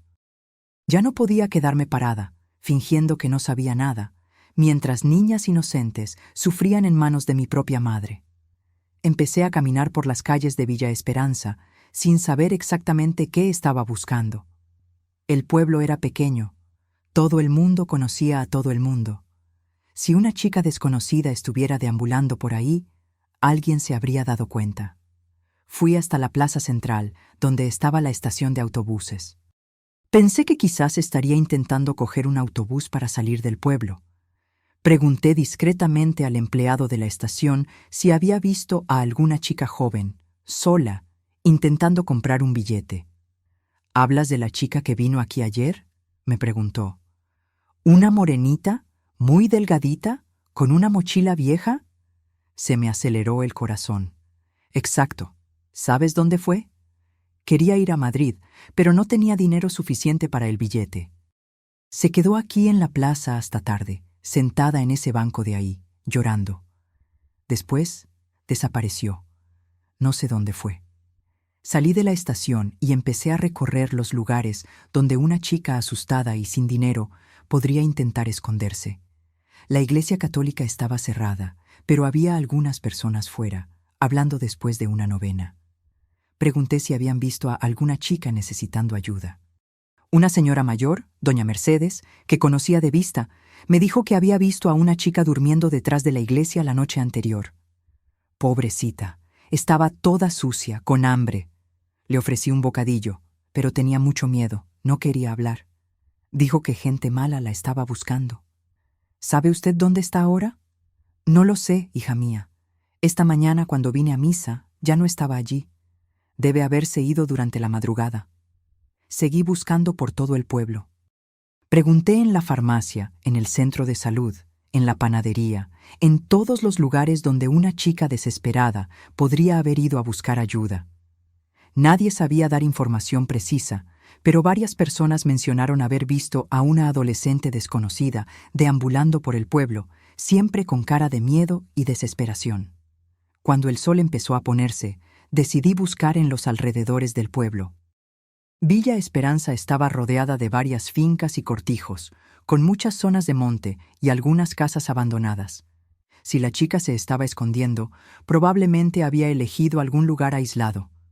Caminé casi 2 horas, siguiendo un caminito de tierra que llevaba a las propiedades rurales más distantes. El cansancio ya se estaba apoderando de mí cuando oí un ruido que venía de una construcción abandonada que estaba a unos 200 metros de la carretera principal. Era una casa vieja, que había pertenecido a una familia que se había mudado de la región años antes. Me acerqué a la casa despacito, intentando no hacer ruido. Por una rendija en la pared, conseguí ver a una chica encogida en un rincón, abrazada a una mochila vieja. Era ella, la chica que mi madre y los otros estaban buscando. Era muy jovencita, debía tener unos 15 años, cabello castaño desarreglado, ropa sucia y rota. Estaba llorando bajito, balanceándose hacia adelante y hacia atrás, como hacen las personas que están en estado de shock. Toqué suavemente en la puerta de la casa. Se asustó, intentó esconderse aún más en el rincón. «No tengas miedo», dije en voz baja. «No he venido a llevarte de vuelta. He venido a ayudarte. Vete, te han mandado aquí, ¿verdad?» «No vuelvo, prefiero morirme», gritó, con desesperación en la voz. «Escucha, sé lo que te ha pasado. Sé sobre mi madre, sobre lo que hace con las chicas. Yo no soy como ella. Quiero ayudarte a salir de aquí». Me miró con desconfianza, pero algo en mi voz debió convencerla de que estaba diciendo la verdad. «¿Tu madre? ¿Quién es tu madre?» «Doña Esperanza, la mujer que te hizo esas cosas terribles». La cara de la chica se transformó en una expresión de odio puro. «¿Esa bruja desgraciada es tu madre? Destruyó mi vida. Me prometió trabajo honrado, me prometió que me iba a ayudar y después me obligó a hacer cosas horribles con hombres asquerosos». Empezó a llorar convulsivamente. Entré en la casa abandonada y me senté en el suelo a su lado, manteniendo una distancia respetuosa para no asustarla más. «¿Cómo te llamas?», pregunté. «Claudia. Tengo 15 años y soy de Albacete. Mi familia es muy pobre. Mi padre bebe mucho y le pega a mi madre. Cuando tu madre apareció por casa, hablando de que podía darme trabajo en un pueblo cercano, cuidando niños, pensé que era la solución a mis problemas. ¿Qué pasó cuando llegaste aquí?» «El primer día me llevó a una casa donde había otras chicas. Dijo que me iba a quedar allí temporalmente hasta que consiguiera la plaza de niñera. Pero al segundo día apareció un hombre viejo, asqueroso, y tu madre dijo que tenía que ser simpática con él. Cuando pregunté qué significaba eso, me dijo que era muy ingenua, que tenía que crecer rápido si quería sobrevivir en la vida». Claudia siguió contando su historia, entre sollozos y temblores. Lo que describió era un sistema cruel y bien organizado de captación y explotación. Mi madre reclutaba chicas de familias muy pobres, prometiendo trabajo honrado en otros pueblos. Cuando llegaban, descubrían que el trabajo era prostituirse con hombres que pagaban a la organización. Tu madre decía que teníamos una deuda con ella, que había gastado dinero para traernos, para darnos comida y sitio donde quedarnos, y que necesitábamos trabajar para pagar esa deuda. Pero la deuda nunca disminuía. Siempre aparecían nuevos gastos: ropa, comida, medicina, alquiler de la habitación. Era imposible saldarla. ¿Y si intentabais marcharos? Decía que nos iban a detener por vagancia, que nadie nos iba a creer, que nuestras familias se iban a avergonzar y no nos iban a querer de vuelta. Y estaban esos hombres de la iglesia que venían a veces. Hablaban de que Dios nos iba a castigar si dábamos problemas. Mi mundo se derrumbó completamente cuando oí eso. No era solo mi madre. Eran personas de la congregación, personas que yo respetaba, personas que hablaban sobre amor cristiano y moral bíblica. Claudia, te voy a ayudar a salir de aquí. Te voy a dar dinero para el billete de autobús. Te voy a llevar hasta la estación. No sirve de nada. Tienen gente en la policía. Tienen gente en la estación. Si intento salir del pueblo de la manera normal, me van a coger antes de llegar a casa. Entonces, ¿qué quieres hacer? Quiero contarlo todo. Quiero que todo el mundo sepa qué tipo de persona es tu madre realmente. Quiero que pague por lo que me hizo a mí y a las otras chicas. En ese momento, sentí un valor que nunca había sentido antes en la vida. Miré a esa chica destrozada, víctima de la crueldad de mi propia madre, y tomé la decisión más importante de mi existencia. Entonces vamos a contarlo juntas, dije. Sé dónde mi madre guarda documentos, fotografías, cartas. Tengo pruebas de lo que hace. Vamos juntas a la policía de otro pueblo, donde no tengan contactos. Vamos a acabar con esto. Claudia me miró con una mezcla de esperanza y miedo. ¿Harías eso? ¿Contra tu propia madre? No es contra mi madre. Es a favor tuyo y de todas las otras chicas a las que ha hecho daño. Lo que ella hace no tiene nada que ver con ser madre. Una madre de verdad protege a los niños, no los explota. Pasamos toda la noche en esa casa abandonada, planeando lo que íbamos a hacer. Claudia me contó detalles horribles sobre el funcionamiento de la organización, sobre cuántas chicas estaban involucradas, sobre cuáles eran los hombres que frecuentaban el esquema. Yo conté sobre los documentos que había encontrado, sobre las conversaciones que había oído escondida. Cuando salió el sol, teníamos un plan. Íbamos a volver a mi casa mientras mi madre estuviera fuera, coger todos los documentos y fotografías que había visto, y después coger el primer autobús a Cuenca, donde Claudia tenía una tía que podía ayudarnos. «Hay algo que necesitas saber», me dijo Claudia cuando estábamos saliendo de la casa abandonada. «Tu madre no es solo una persona mala que explota chicas. Le gusta lo que hace. La vi sonriendo cuando contaba dinero. La vi riéndose cuando alguna de nosotras lloraba. Es una persona muy enferma, muy cruel». Esas palabras se quedaron resonando en mi cabeza durante todo el camino de vuelta a casa. Mi madre no era simplemente una persona que se había perdido en el camino. No era alguien que estaba siendo influenciado por otros. Realmente le gustaba causar sufrimiento. Realmente sentía placer controlando y explotando chicas vulnerables. Cuando llegamos cerca de mi casa, mi corazón latía tan fuerte que pensé que me iba a desmayar. Estaba a punto de traicionar a mi propia madre, a la persona que me había criado, que me había enseñado todo lo que sabía sobre la vida. Pero cuando miré a Claudia, a esa chica valiente que había conseguido escapar de un infierno, supe que estaba haciendo lo correcto. En ese momento, dejé de ser la hija obediente de la pionera ejemplar Doña Esperanza. Dejé de ser miembro pasiva de la Congregación de los Testigos de Jehová de Villa Esperanza. Dejé de creer que las personas en posiciones de autoridad religiosa eran automáticamente personas buenas y confiables. En ese momento, me convertí en una persona que eligió proteger a niños inocentes, en lugar de proteger secretos familiares. Me convertí en alguien dispuesta a enfrentar consecuencias terribles para hacer lo correcto. Y fue así, en una mañana soleada de septiembre de 1983, a los 18 años de edad, que mi vida cambió para siempre. Entramos en casa por las puertas traseras, como ladrones en nuestra propia residencia. Mi corazón latía tan fuerte que estaba segura de que los vecinos podían oírlo.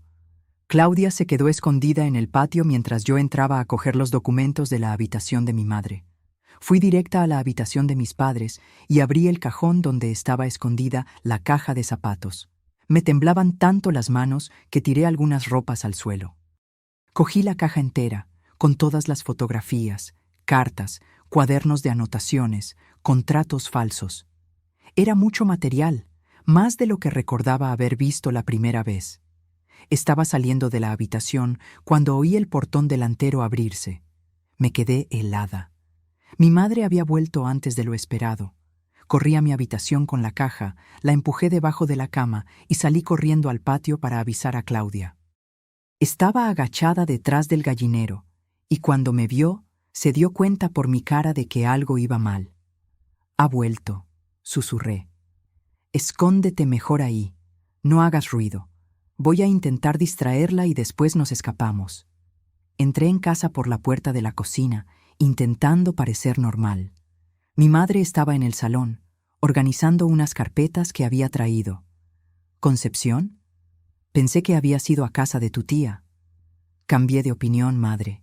Me desperté sintiéndome mejor y decidí quedarme en casa. Me miró con desconfianza. Había algo diferente en su expresión, como si estuviera oliendo que algo no estaba bien. «¿No has salido de casa hoy?» «No, madre. Me he pasado todo el día durmiendo». «Extraño. Doña Mercedes me ha dicho que te vio andando por el pueblo por la tarde». Se me heló la sangre. ¿Cómo iba a explicar eso? «Ah, es verdad. Salí un momentito a comprar una medicina en la farmacia. Tenía dolor de cabeza». Mi madre siguió mirándome de esa manera extraña. Después caminó hasta la ventana del salón y se quedó observando el patio. «¿Hay alguien ahí fuera?», preguntó. «¿Cómo dice, madre?» «He oído un ruido en el patio, como si hubiera alguien moviéndose por ahí». «Deben ser las gallinas». Se quedó en la ventana unos minutos más. Yo estaba sudando frío, imaginando si Claudia estaría bien escondida, si no iba a hacer algún ruido que nos delatara. Finalmente mi madre se apartó de la ventana y fue a la cocina a preparar la cena. Aproveché que estaba distraída e hice una señal discreta a Claudia a través de la puerta trasera, indicándole que debía seguir escondida. Durante la cena, mi madre estuvo haciendo preguntas sobre mi día, sobre cómo me sentía, sobre mis planes para los próximos días. Respondí todo de forma evasiva, intentando no levantar más sospechas. «Hija, andas un poco extraña últimamente. ¿Ha pasado algo que quieras contarme?» «No, madre, es solo cansancio del instituto». «¿Estás segura? Sabes que puedes confiar en mí, ¿verdad? Somos una familia, necesitamos apoyarnos mutuamente». La ironía de esas palabras me dieron ganas de vomitar. ¿Apoyo mutuo? ¿Confianza? ¿Viniendo de una mujer que explotaba a niñas vulnerables? Después de cenar, mi madre dijo que iba a salir otra vez para resolver unos asuntos pendientes, que volvería tarde y que no la esperara despierta. En cuanto se fue, corrí al patio a buscar a Claudia. «¿Conseguiste coger los documentos?», me preguntó. «Sí, está todo debajo de mi cama. Vamos a cogerlo y salir de aquí antes de que vuelva». Entramos en mi habitación y sacamos la caja de debajo de la cama. Cuando Claudia vio el contenido, empezó a llorar otra vez. «Esta foto es de Marina», dijo, sosteniendo una de las fotografías. «Solo tenía 13 años. Tu madre decía que era especial porque parecía más pequeña».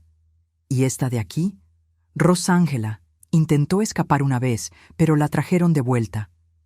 Después de eso, se quedó diferente. Nunca más habló mucho. Cada foto que Claudia identificaba era una puñalada en mi pecho. Eran niñas, chicas, que deberían estar jugando, estudiando, siendo protegidas por sus familias. En lugar de eso, estaban siendo explotadas por una red criminal comandada por mi propia madre. Pusimos todo en una bolsa y nos preparamos para salir. El plan era caminar hasta la estación sin llamar la atención y coger el primer autobús a Cuenca, que salía a las 5 de la mañana del día siguiente. Pero cuando llegamos cerca de la estación, vimos que había movimiento extraño por allí. 2 policías estaban patrullando la zona, y reconocí a uno de ellos. Era el sargento Méndez, que mi madre había mencionado en la conversación que había escuchado. «No podemos ir por ahí», le susurré a Claudia.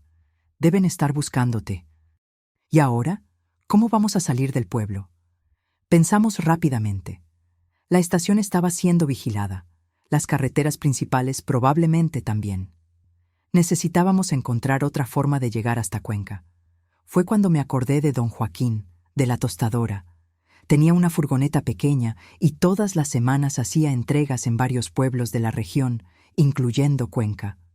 Si conseguíamos convencerle de que nos ayudara, fuimos hasta la casa de don Joaquín, que estaba detrás de la tostadora. Era casi medianoche cuando llamamos a la puerta. Apareció en pijama, extrañándose de esa visita inusual. «Concepción, ¿qué hacéis aquí a estas horas?» «Don Joaquín, necesito mucho su ayuda. Es una emergencia». Le conté una versión resumida de la situación, que Claudia estaba siendo perseguida por gente mala, que necesitábamos llegar hasta Cuenca para que estuviera a salvo con la familia. Don Joaquín era un hombre sencillo, pero de buen corazón. Conocía a mi familia desde hacía años, confiaba en mí. Aunque sin entender completamente la situación, accedió a ayudarnos. «Voy a salir a las 4 de la mañana para hacer unas entregas. Podéis ir escondidas en la parte trasera de la furgoneta, pero no puedo garantizar que vaya a ser cómodo». Pasamos el resto de la madrugada escondidas en el almacén de la tostadora, esperando la hora de partir. Claudia estaba nerviosa, mirando a todos lados, saltando con cualquier ruido. «¿Y si descubren que me has ayudado?», me preguntó. «¿Y si te hacen algo malo a ti también?» «No lo sé», respondí honestamente. «Pero ya no puedo fingir que no sé nada. Ya no puedo dejar que otras chicas pasen por lo que tú has pasado». A las 4 de la mañana, don Joaquín nos llevó hasta la furgoneta.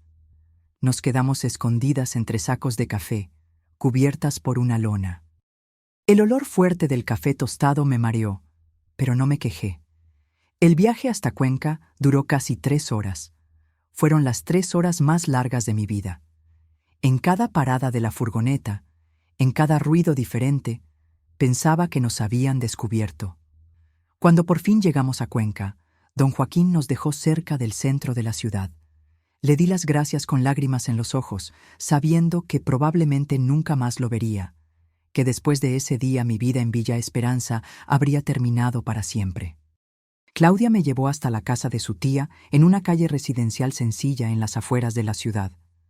La tía, doña Rosa, era una mujer de unos 40 años que trabajaba como empleada doméstica. Cuando vio a Claudia, se puso a llorar. «Hija mía, ¿dónde estabas? Tu madre está desesperada. Ya te hemos buscado por todas partes». Claudia le contó todo a su tía, sobre las promesas falsas de mi madre, sobre lo que fue obligada a hacer, sobre cómo consiguió escapar. Doña Rosa se quedó en shock, después furiosa, después decidida a hacer justicia. «Esto no se va a quedar así. Vamos a la policía ahora mismo». Pero cuando llegamos a la comisaría de Cuenca, descubrimos que la situación era más complicada de lo que pensábamos. El comisario escuchó nuestra historia con escepticismo. Hizo varias preguntas que parecían cuestionar la credibilidad de Claudia. «¿Tenéis pruebas de lo que estáis diciendo?», preguntó. Enseñamos los documentos, las fotografías, las cartas. El comisario examinó todo cuidadosamente, pero su expresión siguió siendo escéptica. «Estas fotos pueden haber sido hechas en cualquier sitio. Estas cartas pueden haber sido escritas por cualquier persona. Y estos contratos no tienen ningún valor legal». «Pero, comisario», insistí, «hay nombres, direcciones, cantidades. Hay toda una organización documentada ahí. ¿Sabéis cuántas denuncias falsas llegan aquí cada mes? ¿Cuánta gente se inventa historias para vengarse de enemistades? Voy a mandar investigar, pero no puedo garantizar que vaya a dar resultado». Salimos de la comisaría frustradas y asustadas. Era obvio que el comisario no se estaba tomando en serio nuestra denuncia. Quizás porque no creía que personas respetadas de la comunidad pudieran estar involucradas en algo tan terrible. Quizás porque no quería meterse en una investigación complicada que podría generar problemas políticos. Volvimos a casa de doña Rosa y nos quedamos hablando sobre qué hacer. Fue cuando ella sugirió buscar a un periodista de un periódico local que tenía fama de investigar casos de corrupción e injusticia. Si la policía no quiere hacer nada, vamos a hacer esto público. Vamos a hacer que toda la región sepa lo que está pasando. Al día siguiente, fuimos hasta la redacción del periódico La Verdad de Castilla-La Mancha. El periodista que nos atendió, Roberto Carvalho, era un hombre de unos 35 años, delgado, con gafas, que nos escuchó con atención e hizo muchas preguntas detalladas. A diferencia del comisario, pareció tomarse nuestra historia en serio desde el primer momento. Examinó los documentos con cuidado, anotó nombres, direcciones, fechas. Dijo que iba a investigar todo lo que pudiera antes de publicar cualquier cosa. Entendéis que esto va a causar un escándalo enorme, ¿verdad? ¿Que va a mover a mucha gente poderosa?, preguntó. Es exactamente eso lo que queremos, respondió Claudia. Queremos que todo el mundo sepa qué tipo de gente es esa. ¿Y tú, Concepción? ¿Entiendes que esto va a destruir a tu familia? ¿Que tu madre puede ser detenida? ¿Que no vas a poder vivir más en Villa Esperanza? Miré a Claudia, a esa chica valiente que había conseguido escapar de un infierno, y después miré las fotografías esparcidas sobre la mesa del periodista. Fotografías de niñas que confiaron en mi madre y fueron traicionadas de la peor forma posible. Lo entiendo, respondí, y aún así quiero que se cuente la verdad. Roberto dijo que iba a necesitar algunos días para verificar información, hablar con fuentes, confirmar detalles, que se pondría en contacto con nosotras antes de publicar cualquier cosa. Mientras esperábamos, me quedé en casa de doña Rosa, ayudando con las tareas domésticas, intentando no pensar en lo que estaba pasando en Villa Esperanza. ¿Habría descubierto ya mi madre que los documentos habían desaparecido? ¿Sabría ya que yo estaba involucrada en la desaparición de Claudia? 3 días después, Roberto nos llamó. Había confirmado varias informaciones, hablado con otras víctimas que habían conseguido escapar, identificado a algunos de los hombres que aparecían en las fotografías. La historia iba a ser publicada en la edición de la semana siguiente. «Preparaos», dijo. «Esto va a explotar como una bomba». Y explotó de verdad. Cuando la edición del periódico llegó a los kioscos, con el titular «Esquema de explotación infantil involucra a testigos de Jehová en Villa Esperanza», todo el pueblo entró en shock. El teléfono de casa de doña Rosa no paraba de sonar.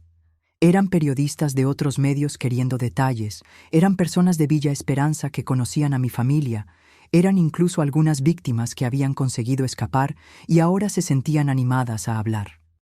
Pero junto con el apoyo llegaron también las amenazas. Gente llamando para decir que sabían dónde estábamos, que íbamos a pagar caro por haber inventado mentiras sobre personas honradas de la comunidad. Una de las llamadas que más me marcó fue de mi propia madre. Doña Rosa contestó el teléfono y después me lo pasó, diciendo que era para mí. ¿Concepción? La voz de mi madre estaba diferente, más fría de lo que jamás había oído. Hola, madre. Sabes lo que has hecho, ¿verdad? He hecho lo correcto.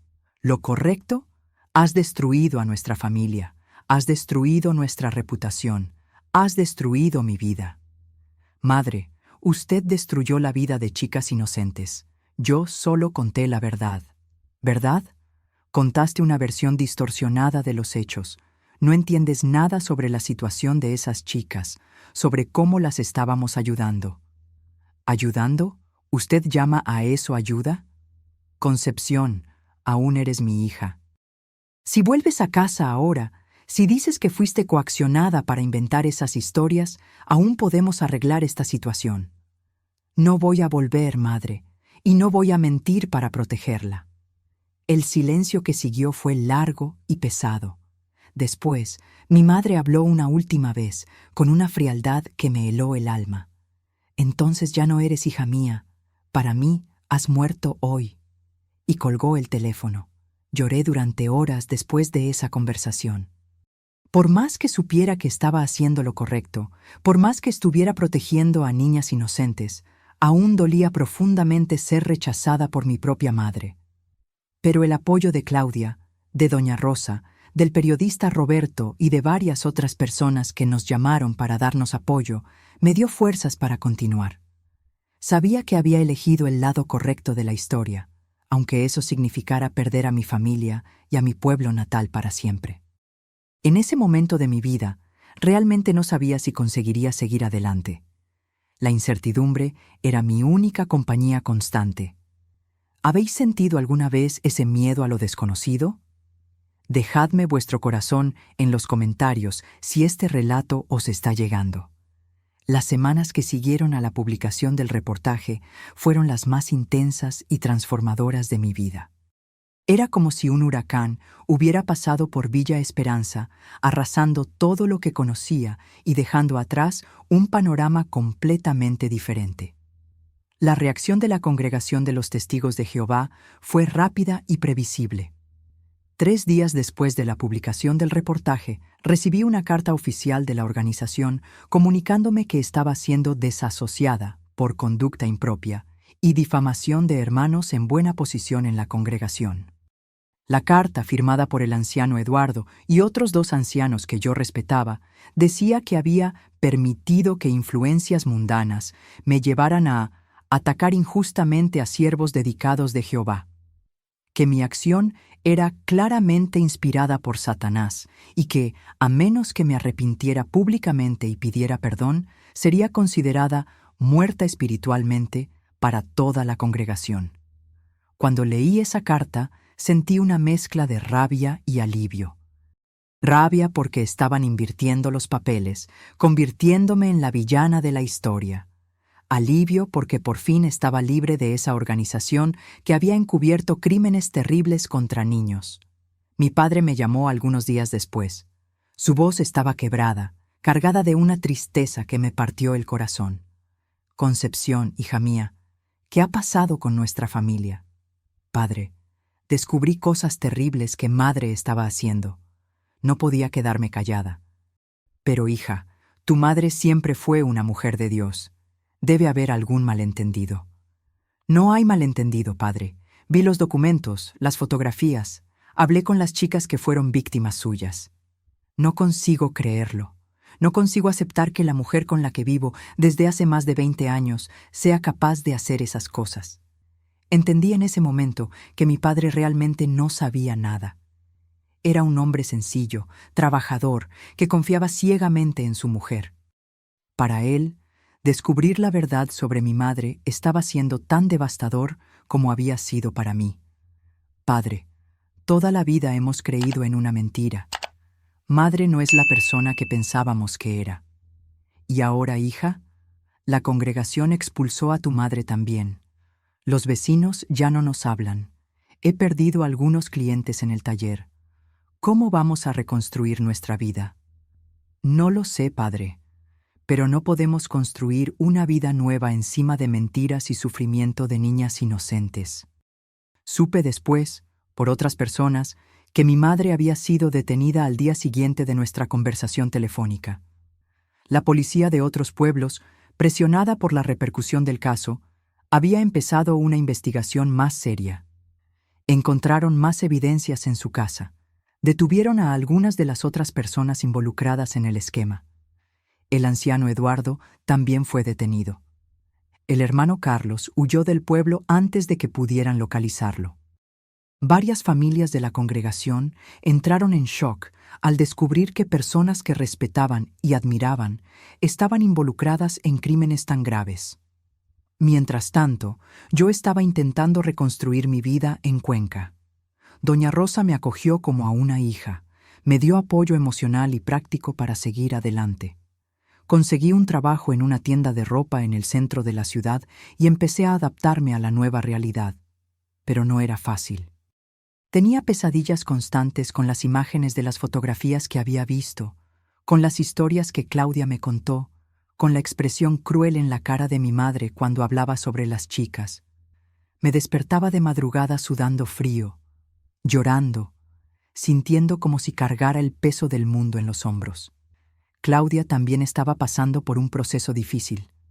Aunque libre del esquema de explotación, cargaba traumas profundos que tardaron años en superarse. Empezó a hacer terapia con una psicóloga de la ciudad, pero el proceso de curación era lento y doloroso. A veces me siento culpable, me confesó una noche. como si hubiera hecho algo malo para merecer lo que me pasó. Claudia, eras una niña, no hiciste nada malo. La gente mala fue la que se aprovechó de tu vulnerabilidad. Lo sé en la cabeza, pero en el corazón aún duele, aún siento rabia, miedo, vergüenza. Es normal sentir todo eso. Lo importante es que ahora estás segura y que otras chicas no van a pasar por lo que tú pasaste porque tuvimos valor para denunciar. Durante los primeros meses en Cuenca, recibí varias llamadas de periodistas queriendo entrevistas, de abogados ofreciendo ayuda, de organizaciones no gubernamentales interesadas en el caso. Hablé con algunos de ellos, pero siempre con mucho cuidado, siempre enfocándome en la importancia de proteger a niños vulnerables. Una de las conversaciones que más me marcó fue con una trabajadora social de Madrid que trabajaba con casos de explotación infantil. Me explicó que el esquema que descubrimos en Villa Esperanza no era único, que había redes similares operando en varios pueblos pequeños del interior. Lo que hicisteis fue muy valiente, me dijo, y muy importante. Casos como este suelen quedarse escondidos durante años porque la gente tiene miedo de denunciar, especialmente cuando involucran a figuras respetadas de la comunidad. ¿Cuántos niños creéis que conseguimos salvar?, pregunté. Imposible calcularlo exactamente, pero seguro que impedisteis que muchas otras chicas fueran captadas y explotadas, y disteis ejemplo a otras personas que pueden estar enfrentándose a situaciones similares. Eso me daba fuerzas para continuar, incluso en los días más difíciles. Saber que nuestro valor había protegido a niños inocentes, que había interrumpido un ciclo de explotación y sufrimiento. Cerca de 6 meses después de la denuncia, recibí una llamada inesperada. Era mi hermano Juan, que entonces tenía unos 13 años. «Concepción, soy yo, tu hermano». «Juan, ¿cómo estás? ¿Cómo está María?» «Estamos viviendo con el abuelo ahora. Padre está trabajando en un taller en Toledo. La situación está difícil, pero nos las estamos arreglando. ¿Y vosotros sabéis la verdad sobre lo que pasó?» Nosotros como que siempre sospechamos que había algo raro. Esas chicas que venían a casa, las llamadas extrañas de madre, el dinero extra que aparecía a veces. Pero nunca imaginamos que fuera algo tan terrible. Juan, siento mucho haber tenido que exponer a nuestra familia de esa manera. Pero no podía dejar que otros niños sufrieran. Lo entiendo, hermana. Y creo que hiciste lo correcto.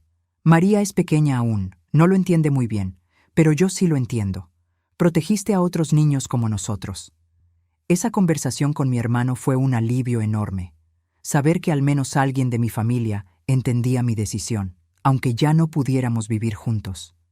El juicio de mi madre tuvo lugar casi un año después de la denuncia. Fui llamada a testificar, junto con Claudia y varias otras víctimas que tuvieron valor para hablar. Fue una de las experiencias más difíciles de mi vida. Ver a mi madre en el banquillo de los acusados, esposada, con esa ropa sencilla de presa, fue un shock que tardé meses en procesar. Durante todo el juicio, mantuvo una expresión fría, altiva, como si fuera ella la víctima de la situación. Cuando llegó mi turno de testificar, sentí que me flaqueaban las piernas, pero miré a Claudia, que estaba en la sala dándome apoyo, y encontré fuerzas para hablar. Conté sobre los descubrimientos que había hecho, sobre los documentos que encontré, sobre las conversaciones que escuché a escondidas. Hablé sobre el sistema cruel de captación y explotación que mi madre comandaba, usando su posición respetada en la comunidad para atraer víctimas vulnerables.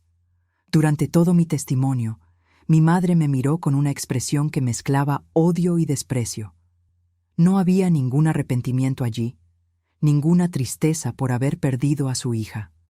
Solo rabia por haber sido descubierta y denunciada. El abogado de ella intentó descalificar mi testimonio, diciendo que yo era una hija rebelde que había inventado historias para perjudicar a una madre cariñosa. Pero las evidencias eran muy consistentes y había muchas otras víctimas confirmando los hechos. Claudia también testificó, contando detalles sobre cómo fue captada, sobre los horrores que vivió, sobre cómo consiguió escapar. Su testimonio fue devastador. Dejó a varias personas en la sala llorando. Otras 5 chicas también testificaron. Todas contaron historias similares: promesas de trabajo honrado, descubrimiento de que tendrían que prostituirse, intentos de fuga, amenazas y chantajes para mantenerlas en el esquema. El juicio duró 3 días. Al final, mi madre fue condenada a 15 años de prisión por captación de menores, formación de banda organizada, explotación sexual infantil y varios otros delitos. El anciano Eduardo se llevó 12 años. Otras personas involucradas recibieron penas menores. Cuando oí la sentencia, sentí una mezcla de alivio y tristeza. Alivio porque por fin había justicia para las víctimas. Tristeza porque estaba viendo a mi propia madre siendo condenada como criminal. Después del juicio, intenté visitarla en la cárcel algunas veces, pero se negó a recibirme. Mandó recado a través de una de las otras presas diciendo que yo ya había causado daño suficiente y que no quería volver a ver mi cara. Fueron años difíciles, de mucho crecimiento personal y mucho sufrimiento también. Tuve que aprender a vivir con la culpa de haber denunciado a mi propia madre, aún sabiendo que había hecho lo correcto. Tuve que lidiar con pesadillas, con episodios de ansiedad, con momentos de depresión profunda. Pero también descubrí una fuerza interior que no sabía que tenía. Descubrí que era capaz de tomar decisiones difíciles cuando era necesario, que podía poner el bienestar de niños inocentes por encima de mis propios intereses familiares. Claudia se convirtió como en una hermana para mí. Pasamos por todo el proceso de curación juntas, apoyándonos mutuamente en los momentos más difíciles. Consiguió volver a estudiar, terminó el bachillerato, hizo un curso de formación profesional y hoy trabaja en una organización que ayuda a niños en situación de vulnerabilidad. ¿Sabes una cosa, Conchi?, me dijo una vez, años después de todo. Si no hubiera sido porque tuviste valor para ayudarme, probablemente habría muerto en ese esquema. O me habría vuelto loca. Me salvaste la vida. Nos salvamos mutuamente, respondí.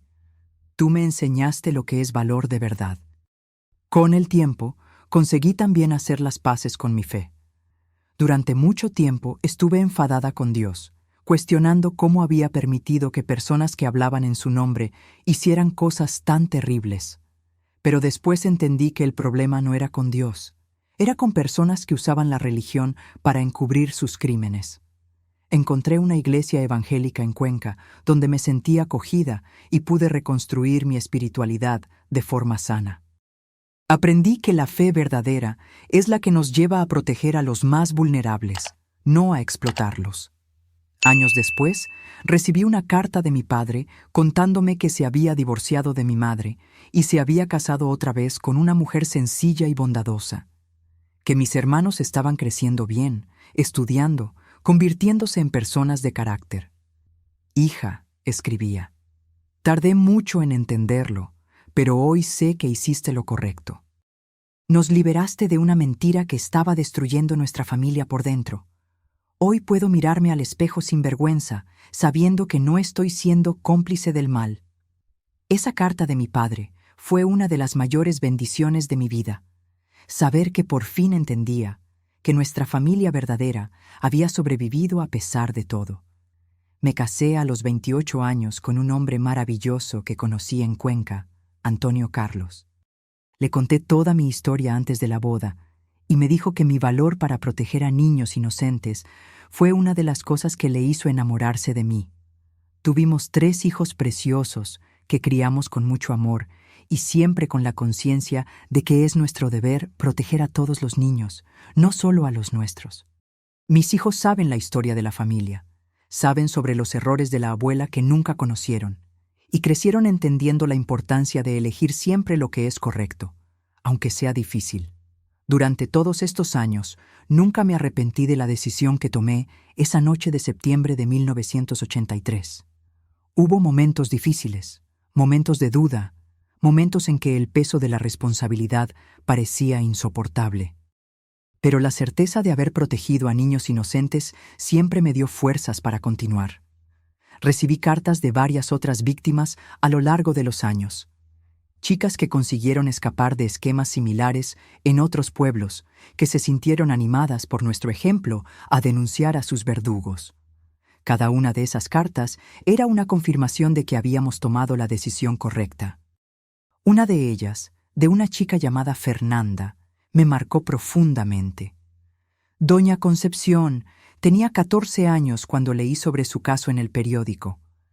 Estaba en una situación parecida a la de Claudia, pero no tenía valor para denunciar porque pensaba que nadie me iba a creer. Su historia me dio valor para buscar ayuda. Hoy tengo 35 años, estoy casada, tengo hijos, tengo una vida feliz. Gracias por haberme mostrado que es posible escapar, que es posible denunciar, que es posible empezar de nuevo. Mi madre murió en la cárcel en 1995, a los 58 años. Tuvo un infarto durante el sueño y no resistió. Cuando recibí la noticia, sentí una mezcla de tristeza y alivio que es difícil de explicar. Tristeza por la mujer que podría haber sido, por la madre cariñosa que pensé que tenía durante la infancia. Alivio porque sabía que ya no podría causar más sufrimiento a ningún niño. Fui a su entierro, aun sabiendo que pocas personas estarían allí. Me encontré con mi padre, mis hermanos, algunos parientes lejanos. La mayoría de las personas que una vez la respetaron en la congregación no aparecieron. Durante la ceremonia sencilla, miré el ataúd e intenté encontrar algún sentimiento de perdón en mi corazón. No conseguí perdonarla completamente. Los crímenes que cometió eran imperdonables. Pero conseguí tener pena de la persona destruida en que se había convertido. Después del entierro, mi hermano Juan, que ya era un joven de 25 años, me buscó. «Conchi, quería darte las gracias», me dijo. «¿Las gracias por qué?» Por haber tenido valor para hacer lo que nosotros no tuvimos valor de hacer, por habernos liberado de esa mentira. Hoy sé qué tipo de hombre podría haberme convertido si hubiera seguido viviendo en ese ambiente. Siempre fuiste un niño bueno, Juan. Te habrías convertido en un hombre bueno de cualquier manera. No lo sé, hermana. Uno absorbe mucho del ambiente donde crece. Si hubiera seguido pensando que aquello era normal, que las personas respetadas podían hacer cualquier cosa sin consecuencias. Entendí lo que quería decir. Al denunciar a mi madre, no había protegido solo a las víctimas directas.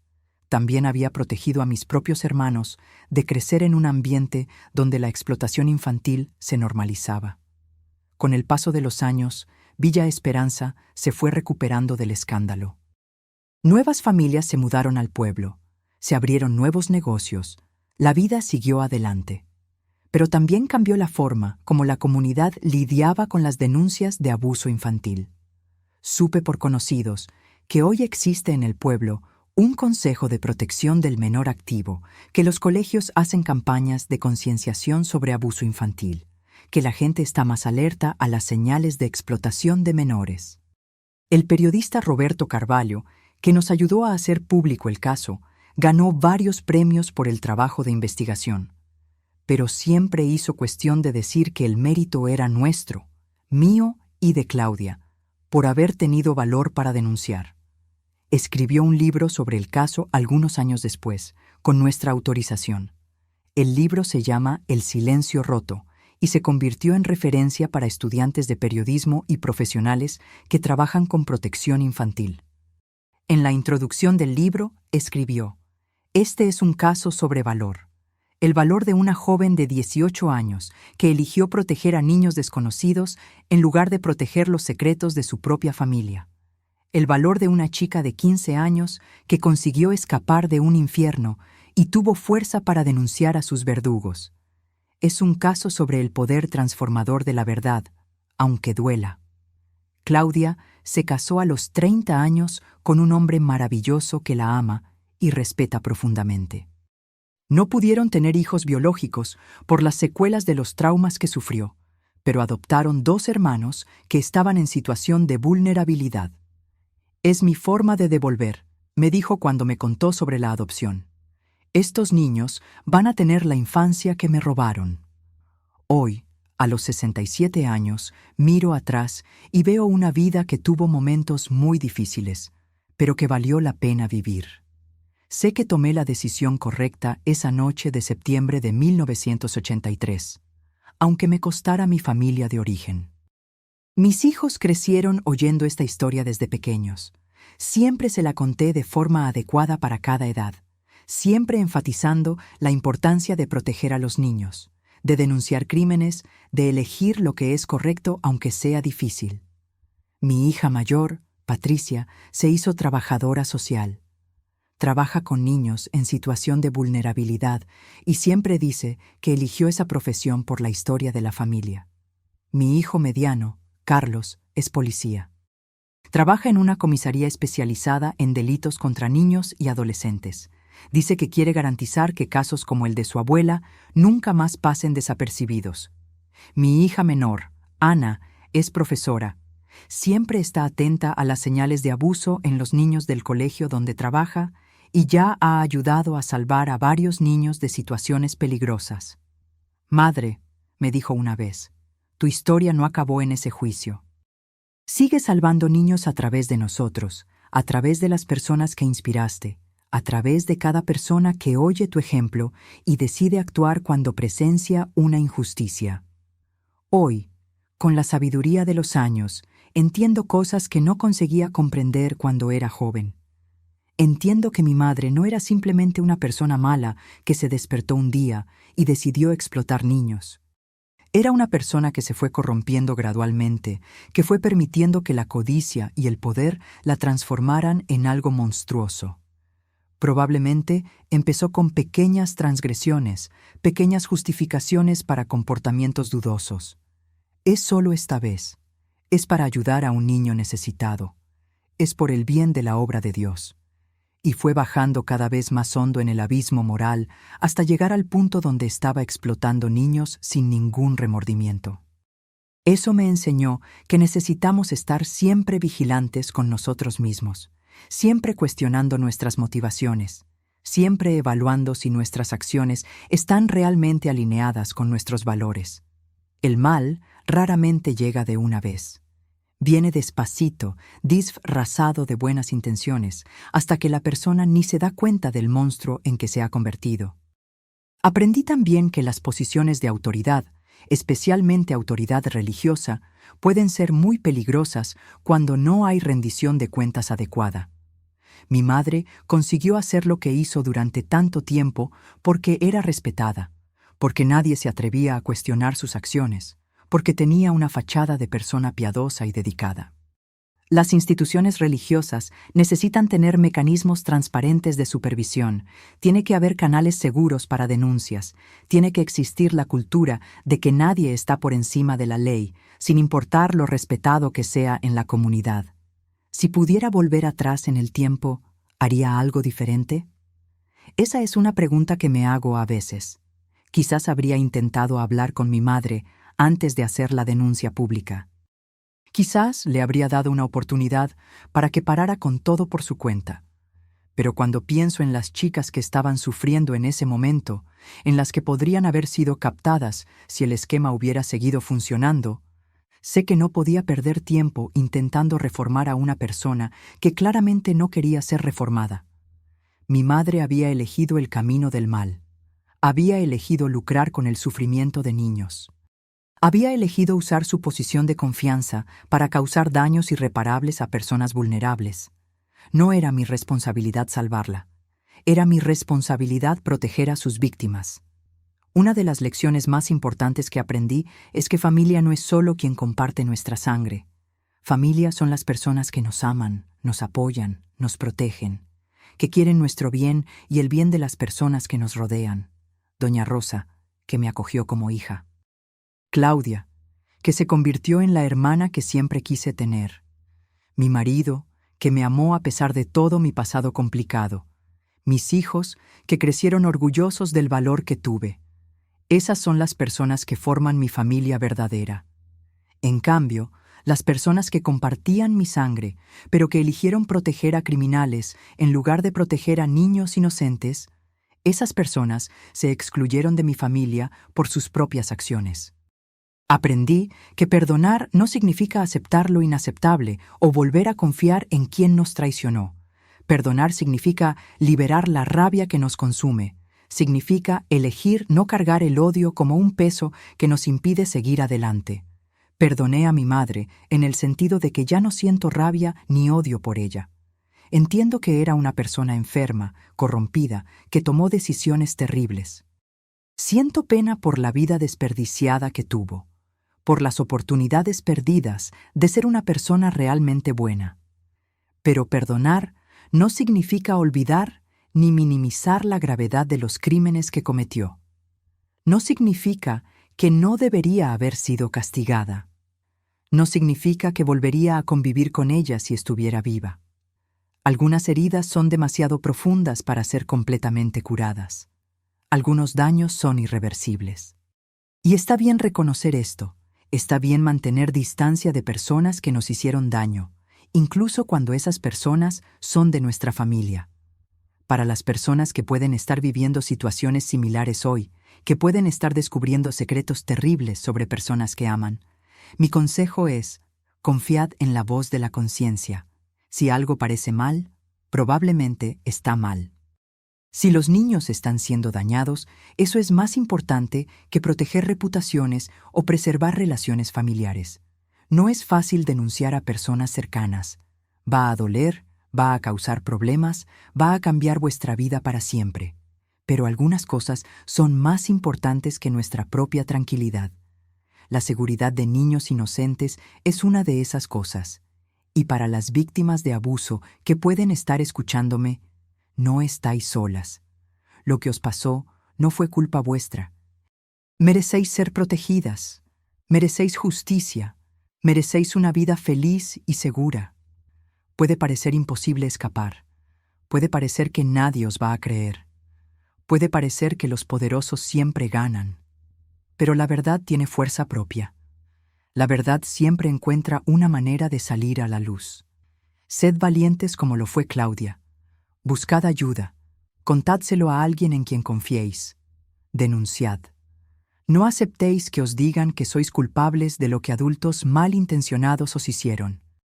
Y para la sociedad en general, estad atentos.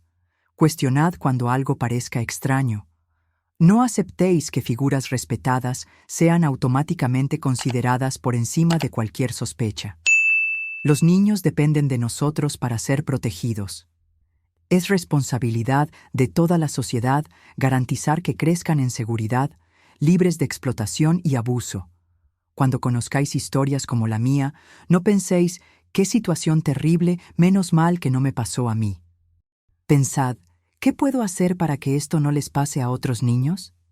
Si os ha gustado mi historia, por favor dejad vuestro me gusta y suscribíos al canal. Mostrad que mi historia no se contó en vano. Y no os olvidéis de entrar en nuestro grupo de WhatsApp. El enlace está en la descripción del vídeo. Allí mandamos todos los días historias reales de otras personas que, como yo, tuvieron valor para elegir lo que es correcto, aunque costara muy caro. En el grupo encontraréis apoyo, comprensión y una comunidad de personas que entienden lo que significa tomar decisiones difíciles por amor a la justicia y a la protección de los más vulnerables. Espero que mi historia pueda inspirar a otras personas a ser valientes cuando sea necesario, a proteger siempre a los niños, a nunca callarse ante la injusticia. Porque al final, mis queridos, lo que define quiénes somos no son los errores de las personas que nos criaron, sino las decisiones que tomamos cuando llegamos a la encrucijada entre lo correcto y lo incorrecto. Yo elegí proteger a niños inocentes, y por más que haya dolido, por más que haya costado caro, fue la mejor decisión de mi vida. ¿Y vosotros? ¿Qué decisiones tomaréis cuando lleguéis a vuestras encrucijadas? Que Dios os bendiga a todos y que tengáis valor para elegir siempre el bien, aunque sea difícil. Un beso grande de esta abuela que os quiere, y hasta el próximo vídeo.